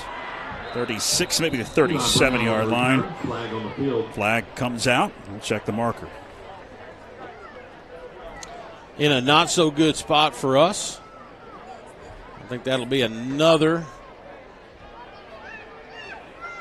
block in the back. Block in the back against the Panthers. Yeah, mine was going the other way, so that will negate the good return by Eli Brown. And push it back to the 20-yard line. Panthers will start at 9:58 left, third quarter. We'll talk about the schedule as we go through this second half. As this is the season opener, a lot of season left. Hervey takes out a defender up to the 28, maybe the 29-yard line. Hervey able to gain 8. One of the lone highlights for the Panthers tonight is Braden Hervey on the left side. Just bowls over the defender. Watch the lick he delivers here on number 32. Just sets him back. And on a night where there's not been a whole lot to be fired up about, Braden was fired up. 2nd and 2. First down, Sutton. Alex Sutton on the carry. Gain of 6. Also see Coach Watson rotating in some clean jerseys. First down. Up 41-0. He can get some of his second and third string in. He can get some playing time. Certainly might soften things there a little bit, so And if you're at home wondering, we are 1 point away from a running clock. 42 points is the state rule. Hervey to the 37. Spence picks up about 2. Hervey. So if we fail to score here and they score again in any fashion, it will be a running clock, and this one will be over with real quick. Yeah, it's a 42-point differential, so if it was 49-7, you have the same differential. And once it starts rolling, it doesn't stop. No, yeah, that's an important point. Once it gets there, it's on. I mean, the clock just runs. And goes to Attic Sutton. Sutton able to spin his way across the 45-46-yard line. It's going to be close to a Panther first down. And will move the sticks on the far side. And Sutton with the run. Saw a little fire there out of Maverick Walder. He got number 77 for the Bulldogs. He took objection to what it was Maverick done, and that's good. Don't care what it is. Right now it's time to be physical. Cantrell catches it, but Cantrell's going nowhere. Could not juke his defender. Tackled by Shore. He was tackled by Will Shore Jr. And it's going to bring up 2nd and 10. No gain on the play for Wyatt Cantrell. Approaching 7.5 left in this third quarter. Eli Brown to the 50. Gains about 3. One thing that Coach Josh Brooks is doing through the whole ball game is getting a lot of guys touches. You've got Brown carrying the ball a lot. Now you got Hervey here in the second half that has toted the rock a bunch. And also Attic Sutton. You saw Nickerson get some carries in that first half. That's right. You know, and that'll be as this Panther offense tries to find itself here early in the season. That'll be key because Hervey's going to have to get healthy and stay healthy. And he'll have to have some help toting the football. 3rd and 5, Brown nowhere. Brown got pushed back at the line of scrimmage and finished off by Charlie Graves. Brown tackled in the backfield. Brings up 4th down and 6. We'll see if they bring on the punting unit. Yes, they will, as you see the Eli Brown run and the Graves tackle. Ashton Shope has gotten a lot of work here in this ball game as he's going to drop back to punt it away. Stalkup, who has had a banner night offensively, is going to stand back at his 10-yard line awaiting the Ashton Shope punt. He's going to angle it near side. Takes a nice roll for the Panthers inside the 15. They'll down it at the 13. On the punt. Oh, was it Sinclair? Okay. It was Will Sinclair that punted that one. That was a nice punt. Nice punt. Saw a couple of nice punts here tonight. Of course, that's the part of the game you don't like to brag on, right? We don't. If that's right. It's a pad at the end of the night. That's right. If the highlight reel includes punts. If you're talking about the punter having a good night, that means your offense wasn't good. That's exactly right. That's exactly right. 6:01 left in the third. Murphy at the 12. 1st and 10. First time they've touched it in this second half after the pick 6. Not much doing. Up to the 15 goes Jonah Hedden. Hedden on the carry. Bring up 2nd and about 7. 2nd down and 6. Don't know how much. Don't really expect a whole lot of throwing here out of Murphy. Up 41-0 and just plugging along. But I do expect him to have the football. It's number 28, Stalkup. He will not go down. Stalkup still fighting for an additional yard or 2. Reed Grady on the tackle. Gains right at 5. It's going to be a yard shy of the line to gain for the Bulldogs. So 3rd and a yard. For the Bulldogs. Coming up for the Murphy Bulldogs, approaching 5 minutes left. Trying to see if we might be getting some different folks out there too. I do see, I know he's been out there quite a bit, but Caden Martini up front, Maverick Waldrop, Jacob Gibson. like a lot of the same folks that started the football game for the Panthers. Reed Raby is in. Pick up the first down. Just needed to gain a yard. On a follow-up, George, you and Clinton remember last week, Reed got introduced to the game of football there as he tried to make a tackle out wide. And in living color. In living color, yeah. He was standing straight up and got dumped back on his head. He called me later that night and asked me how I liked that. And I said, well, tell me how that was. He said, well, I'll tell you this. I won't try to tackle anybody above the hips for the rest of the year. I said, good move, good move. You live and you learn. That's exactly what we said that night. Hand off to Stalka. Man, he's 30-yard line. Oh, yeah, he does not want to go down. He's tough. I know, again, he's a senior. As a junior, 170 yards a game rushing. Yeah, as I sat down tonight and took a look, I thought, that could be a problem. 4-yard gain for Stalka. Murphy will head back home next Friday to take on Commerce out of Georgia. And on the Hill. In fact, they'll be at home for 6 straight. Hosting Smoky Mountain on September 8th. Ball on the ground. I believe there was a fumble. A lot of folks pointing. Murphy's going to hang on to it. Put it on the carpet for sure, but yeah, you can see he got right back on it. A little tussle under there. Jacob Gibson trying to wrestle it away. And he's going to win a lot of those contests on the ground, but I think they called it down before he was able to snatch it. 3rd down and right at 6 for the Bulldogs.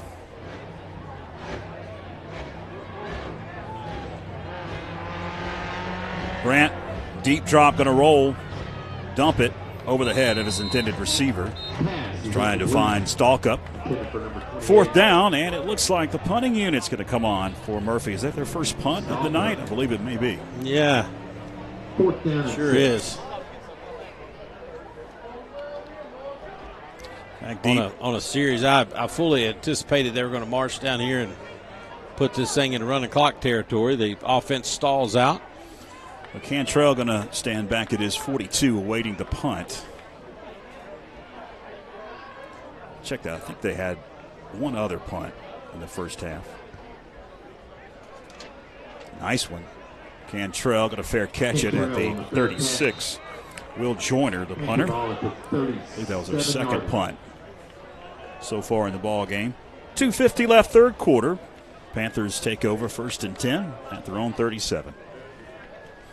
Tell you, the last and only time I can remember a running clock for us, I think you and I were there together. And the funny thing is, I found my little scorecard from this game. I think it was back in about 2017. We were in Shelby, and Shelby flat put it on us in the first half. And 2016, I remember. 2016, yep. There we go. We're down there, and we're playing a team with day after Division I Thanksgiving. recruits. Yeah.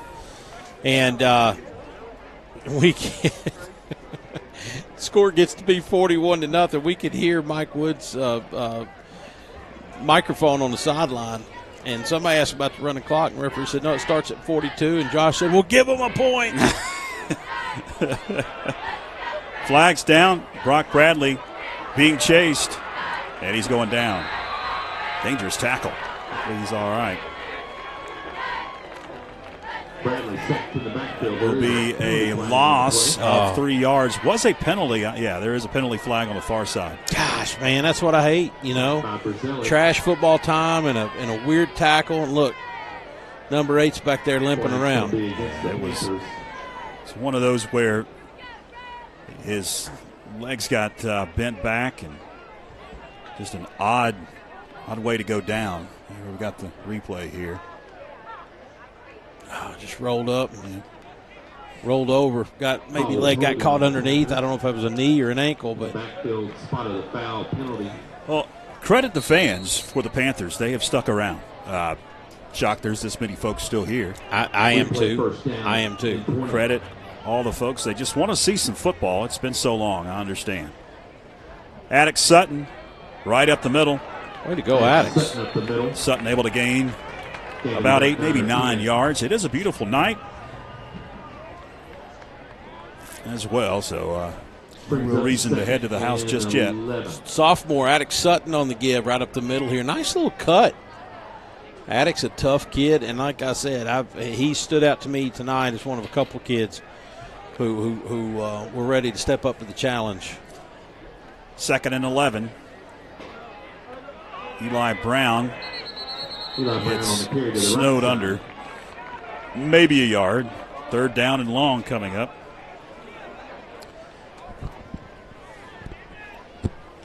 As we approach 1 minute and 30 seconds to go here in the 3rd quarter. Just joined us, wondered how we got to this point. Panthers in the first half turned the ball over once. Saw a pick 6 to begin this 3rd quarter. Also had a muff punt that gave the Bulldogs great field position. Bradley heaves one towards Cantrell, and it's well over his outstretched hands. And it'll bring up 4th down and 11. And the Panthers offensively not been able to do much. And a lot of times, if the offense cannot sustain drives, it puts a lot of pressure on the defense, and that really has been the story in this ballgame. Well, you got a sophomore, brand new quarterback. You've got an offense that is historically predicated on the run. If you can't run the football, George, it's tough. It's tough. And control the clock. Absolutely. Shope going to punt it away. Angles it far side. Takes a nice Panther roll inside the 20. And will be down at about the 18. Panthers hit the road for the next couple of weeks and an open date on September the 8th. Head to Robbinsville next Friday at Big Oak Stadium. They condemned it in May, but have rebuilt some temporary stands on the home side. And they're hosting a game tonight against East Surrey. And the Panthers will head to Bryson City the following week to kick off a Labor Day weekend. And then the following week, it is an open date. So the next time that we'll talk to you live on YouTube and Facebook will be pretty much a month from today on September 15th. As Franklin will host the East Henderson Eagles. And last check, East had a lead. Let's see if I can find that score again. East was up on North Buncombe, whereas East Henderson struggled for many, many years. They do have a new coach and a renewed atmosphere, at least what I've read and some of the reports that I've watched. Now North Buncombe has taken a 28-18 lead over East Henderson. 2nd and 6. That'll be a first down for the Bulldogs. 32, maybe the 33-yard line. Tack on a face mask to that, I believe, George. I guess somebody got a hand in there on the runner. Russell on the carry. Russell breaking through here, and yeah, it looks like whoever that is inside, Reed Raby. Flag on the play. Face Number 7. Just trying to get a hold of some of Talon Smith. Talon trying to make a play, but got a little face mask on that one. Push it out near first down, Murphy. The 40-yard line. Mark it at the 38. 18 seconds left. Now it's starting to tick. That may be the final play. Looks like it will be of this 3rd quarter. Time's going to tick down. Score remains 41-0 Murphy as we head to break. Stay with us.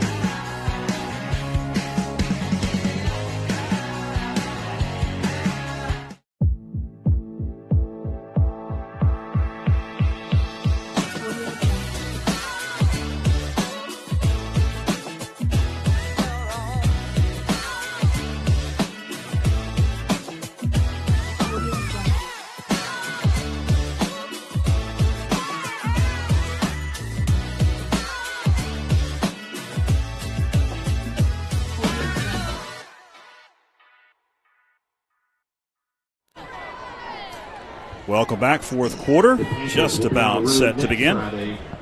First and 10 for the Bulldogs.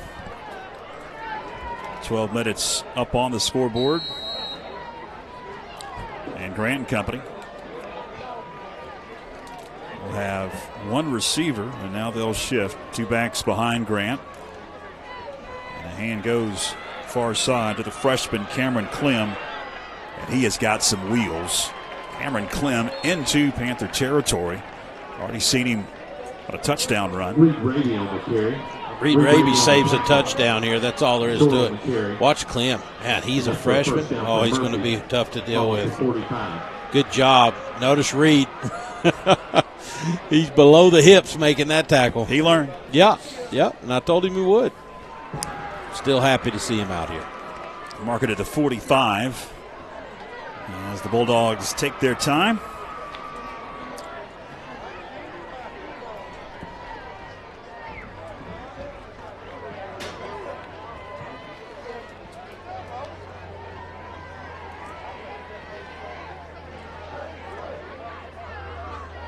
Nothing doing on the handoff right up the middle. I got to admit, I was totally faked out on that one, George. I'm watching everywhere except for where the ball was.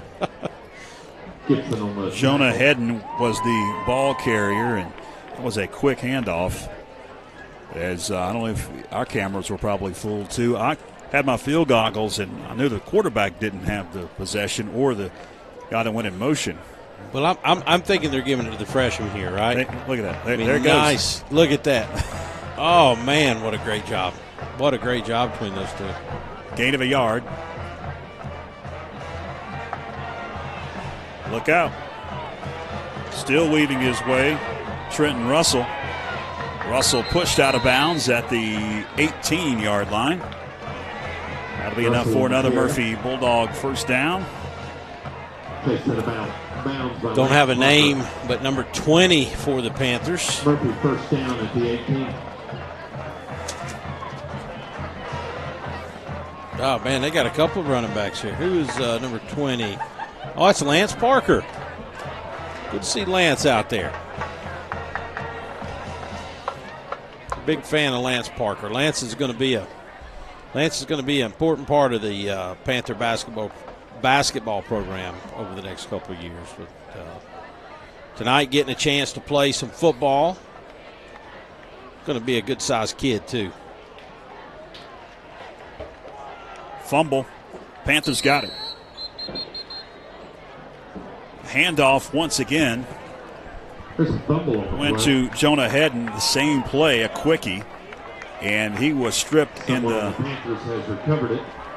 And we didn't get it on the fold our camera, folks, too. He was stripped in the mass of humanity. So the Panthers get a turnover. First committed by Murphy. 9:58 left in the fourth. Franklin takes over at their own 18-yard line. Trailing 41-0.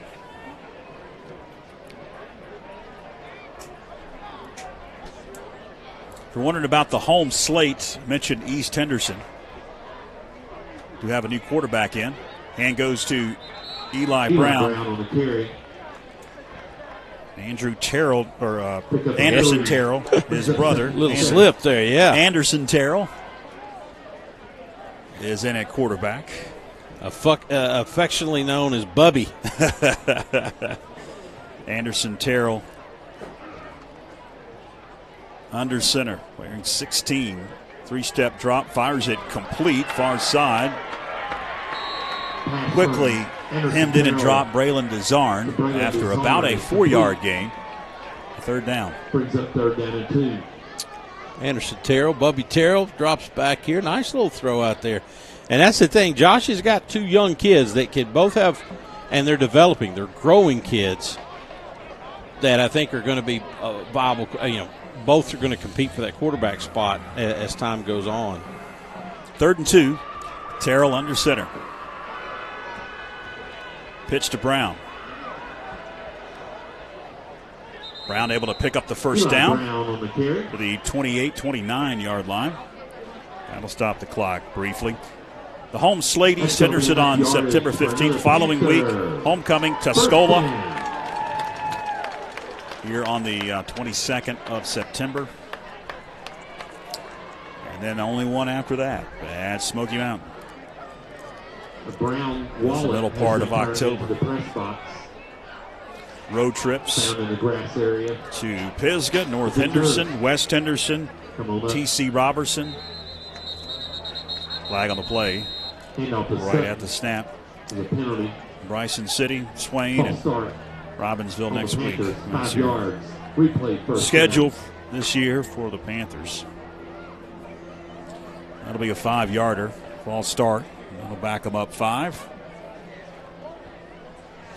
A lot of JV and middle school football players from last year on the field for the Panthers, George. I just sitting here thinking Anderson was a quarterback, middle school team last year. Addicks played some varsity, but was a big part of the JV team.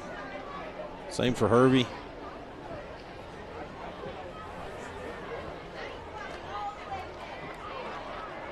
Terrell shows off his arm, has a receiver, caught! Wyatt Cantrell, 10-5, touchdown! Oh, Anderson Terrell. Nice look. And he's giving Braden Hervey a hard time. He tried to tackle me in the backfield. Braden Hervey runs into him, and Anderson gets a chance. Watch this. As he's stepping back, he takes the hardest hit he takes all night from his own player right there, but managed to collect himself and just throws up a nice bomb for Wyatt Cantrell, who's uncovered. Touchdown. Extra point attempted. It is up. And it is good. Daniel Riddle splits the uprights to give the Panthers their first points against the big goose egg off the scoreboard. 41-7. Your new score with 7:44 left in the fourth. 7:44 in the fourth, George. We have one play that eclipses the total yards of offense for the night. Tripled it. Oh, goodness. 17 total yards at the half. Yeah. Yay for Anderson Terrell. Yay for the Panthers.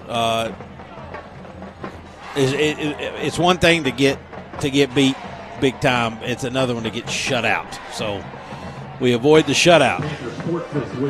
Anything positive offensively is something that the young Panthers offensively need. I mentioned that at the half to you, Byron. I'm not sure we talked about it on the air, but this young group just needs something good to happen. They do. Yeah, they do. It's an attitude, too. You got to carry what you're being told during the week to Friday night, and you got to do it with aggression. Football is a sport of aggression, George. And to be honest with you, there's some key places tonight we've not been real aggressive. That's about the best way I can put that. Kick going to be gathered in at the 5-yard line. Bobbled briefly. Stalkup, 20-25. Flag down. Stalkup up to the 30-yard line. That'll be most likely going against the Murphy Bulldogs. 7:31 left here in the fourth. Check some scores as they sort out the flags on the field, as we should be deep into the third and fourth quarters now across the mountains. T.C. Robertson, the Panthers' final opponent this season, trailing in the fourth quarter. Watauga 13-6. Raven County blowing out Haralson County 44-7. Pisgah on top of Brevard 17-3. Robbinsville continues their lead over East Surrey 34-6. That's in the third quarter. Tuscola has taken a 14-12 lead over Asheville in the third quarter. West Henderson on top of Newton Conover in the third 25-8. Swain in the third quarter 20. Charlotte Country Day nothing. Andrews on top of Rosman. That's a halftime score 28-0, and the rest of them are at the half as well. I'm not sure that they have been updated. And still no update from that 14-13 Smoky Cherokee score. That was in the second quarter. I'm sure they're further along now. That's going to pin Murphy deep. Start at their own 8-yard line. And look out, it's Cameron Clem. Clem gets out of the shadow of his own goalpost by just taking a simple handoff and scampering about 22 yards. Yeah, I mean, honestly here, a pursuit there. I see 18. I see Reed Rabe. You see a lot of guys just sort of chase him to the sideline. He never gets the foot in the ground to turn up the field, but still a big play. Kid's quick, still growing. He's only a freshman, George. That's unfortunately, I'm afraid we're going to see him for a while unless he, does the classic private school transfer, right? Unless he heads somewhere else. We'll just put it that way. About a 4, maybe 5-yard gain. Second down, and we'll call it 5 coming up for Murphy as we approach 7 minutes left in the fourth quarter. We do appreciate you hanging with us. I know that you've been dying, like all of us, for some football. It's been a hot summer, and it's been a long time since we have had football here at the Pit. Last October, the last time, and we appreciate you tuning in. A lot of the folks still in the stands tonight. Just enjoying some nice weather and nice. Well, hats off to these folks because it's been frustrating. Been a frustrating night. That had the class of '88 reunion. Clem going to push it near side. Stiff arms a guy. Clem out of bounds, 46-yard line. Carried by number 5. That'll be enough for a Murphy Bulldog first down. 6:26 clock stops. Our next live stream broadcast, Lord willing, on FPSN will be September 7th. That'll be a volleyball broadcast. Who are we playing that night? Pisgah? I'll have to look up. Is it Smoky? All right. I'll have to look up the schedule. That's in 3 weeks. That's a Thursday. That'll be the next live stream here on YouTube and Facebook. You can still do a volleyball game with the Creeks Rise. If the Creeks Rise, that's true. when this football field gets flooded. That is true. Well, it doesn't even matter if the creeks rise. Sometimes it just floods. Yeah. If it's a torrential downpour. Yeah.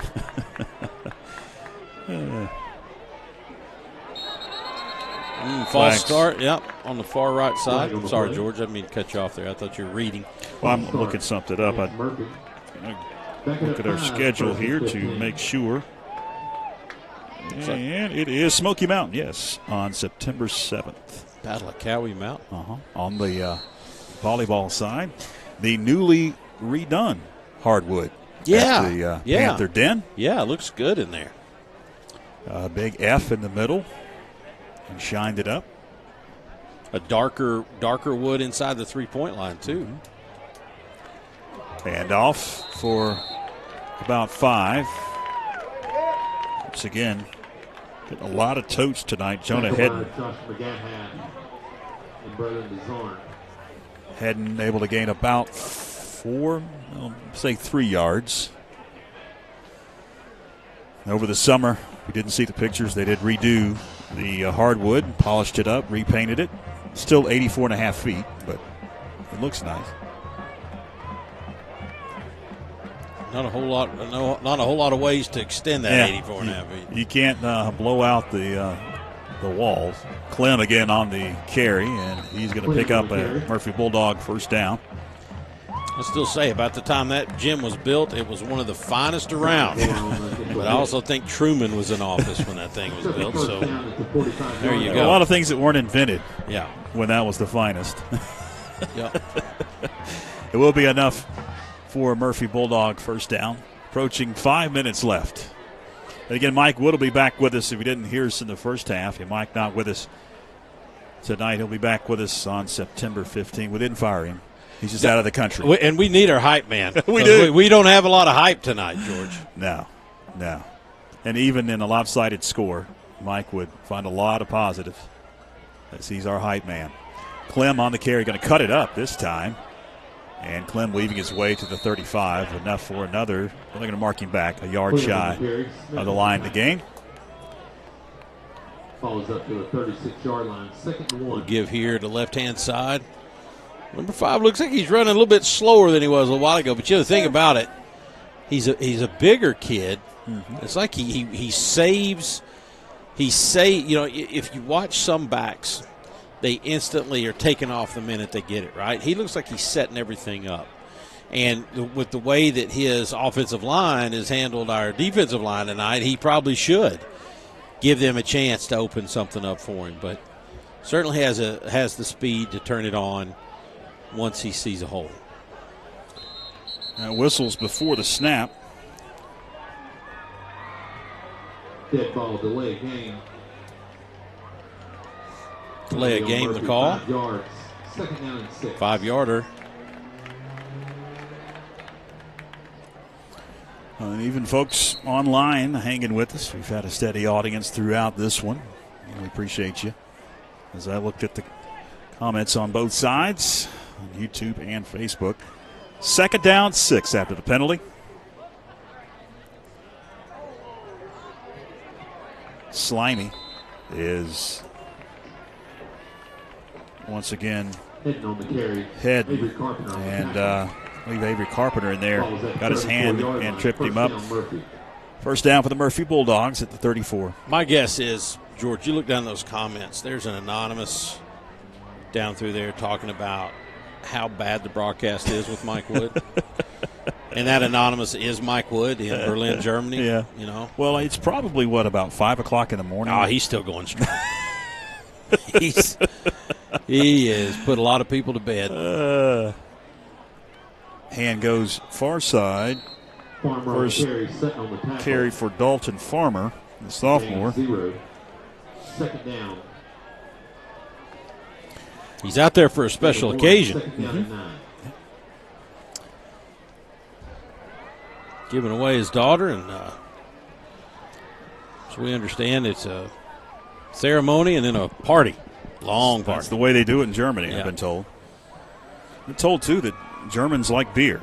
So I'm sure that goes hand in hand with the ceremony and then the party. And Mike.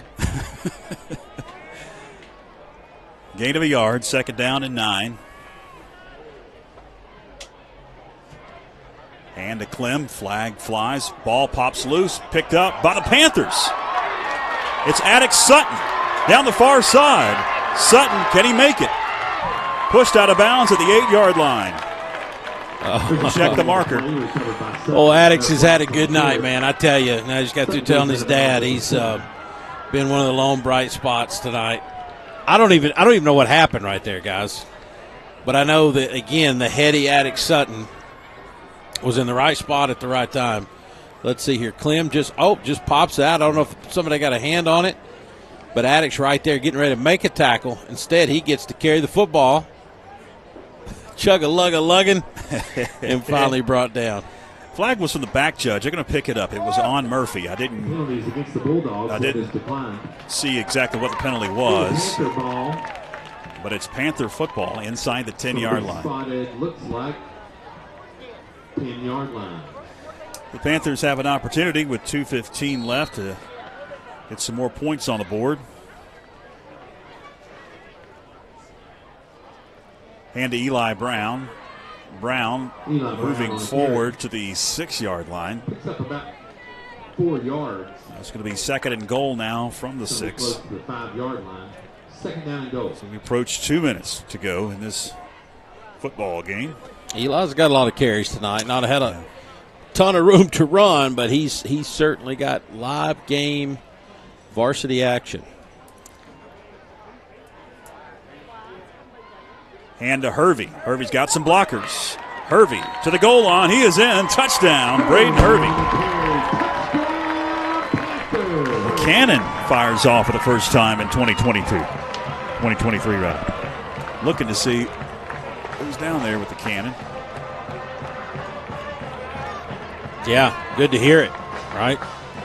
I never will forget, we played Swain a few years ago and got beat, I think, 21-0. I know one of the young men playing for Swain, and he called me after the game and said, man, I didn't hear that thing. Was something wrong with the cannon tonight? So good to hear there's nothing wrong with the cannon. It does fire off. Nice little capitalization here on turnovers for the Panthers. And again, gives some sense of accomplishment, George, for a team that had otherwise had a pretty rough night. 2 turnovers for Murphy here in the second half. 41-14, a minute 39 left in this ball game as the extra point split the uprights. Again, it's going to be a while until we talk to you again. September 15th for the next broadcast of Panther football here on YouTube and Facebook. You can always keep track of what we got going on if you like our Facebook page, like our Instagram. Follow us on Instagram. We're on Instagram as well. And subscribe to our YouTube channel. You get notifications when we go live, when we put content up, and you'll be in the loop. So kicking things away will be Will Sinclair. Will Sinclair to put the ball He'll tee it up for the Panthers. with a minute 39 left and put his foot into it. Clem, did he call a fair catch? It looked like he did. Yes, he did. I thought he had called a fair catch. Then he took off. And that means that the Murphy Bulldogs are going to start at their own 5-yard line. Minute 28 left. They'll hand it off a couple times, and then, barring any more turnovers, fans in the stands will hit the exits. Yeah, I'm still surprised, George. There's a lot of folks here still. It's just a nice evening Yeah. outside. You know, when you're coming back in October, it's not as pleasant. They're taking it all in, I reckon. In August, nice cool breeze when I was out at the half. They're just going to take a knee. That's the best thing to do to make sure nothing bad happens. I'm in total agreement with it.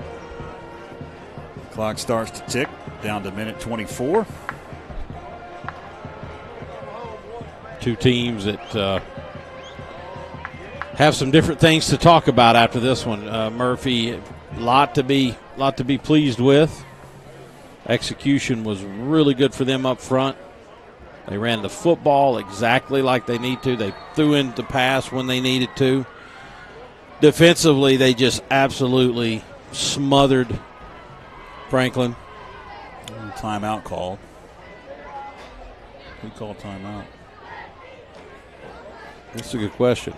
Either way, we've got a timeout with 60 seconds left. Gives me a chance to, we'll be talking about it, show you the 2023 schedule. And those are the dates that FPSN will have live streams. Now, next week, there is a Flim Flam stream on the Graham Star. I think you have to pay for it, pay-per-view or something. I don't know how good it is and if it's even worth it.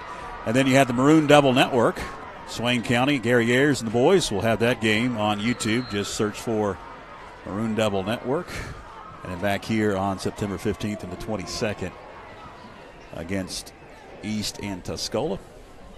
And timeout is over. And we'll hopefully get the final minute of this fourth quarter underway. Second and 10 coming up for the Bulldogs. Never been a big fan of the black jerseys, Byron, but I like the black jerseys with the red bottoms. Yeah, not a bad look. Every year you hear the traditional Panther fans say, "Oh, black's not in the Franklin repertoire." But you know what? It has been introduced over the last 15, 20 years, and I'm like you. That's a pretty classy look right there. It stands out for sure. Yeah, there's nothing tougher than people like us in public address. We have a hard time when you got soft yellow numbers on white jerseys. Like Murphy. Yeah, it's just so hard for us to see from up here. But that looks like that'll do it. It does appear that this one has gone final. They will let the clock tick down. Both teams will meet at midfield. And they'll shake hands as the clock hits double zeros. And that's a final here at the pit. 41-14, the season opener for both teams. Franklin drops 0-1. Murphy is now 1-0. They'll play Commerce next week at home. Franklin will travel to Robbinsville to take on the Black Knights at Big Oak Stadium and then head to Swain County the following week. Well, Byron, we've talked a lot about this one. Not a lot positive that you can say about the effort tonight for the Panthers. I think, though, there is some stuff to build on for Coach Josh Brooks and his coaching staff here in this second half, in the fourth quarter at least. Had some positives that did happen. You caused some turnovers. At least you can try to build. You know, there's been years we breezed through the preseason and we whoop up on some Smoky Mountain teams in the first few games. And you start wondering, you know, what are we overlooking here? You know, if you're a coach, what are we overlooking that someone's going to expose?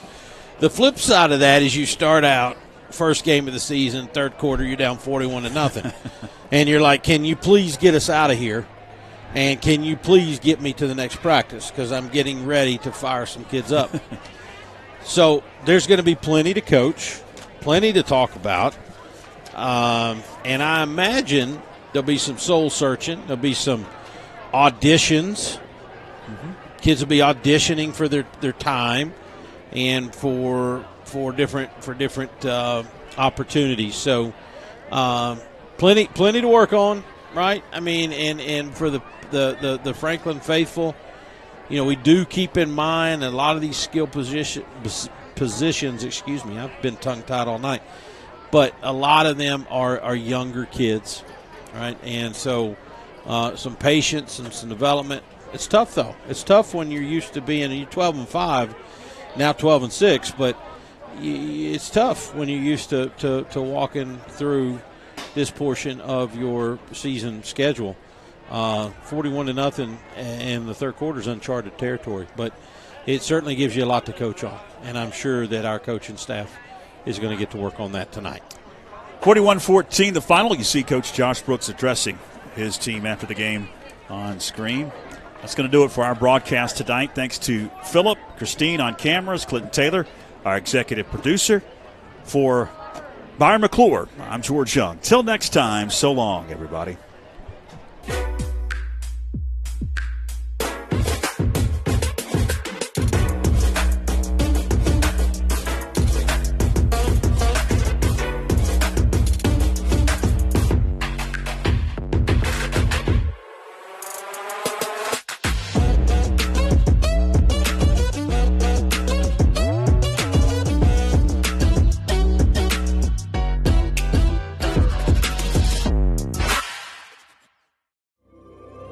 Join Backlot Cinema and the Blue Ridge Bartram Trail Conservancy for Walking with Bartram, a section hike of the Bartram Trail through Georgia and North Carolina.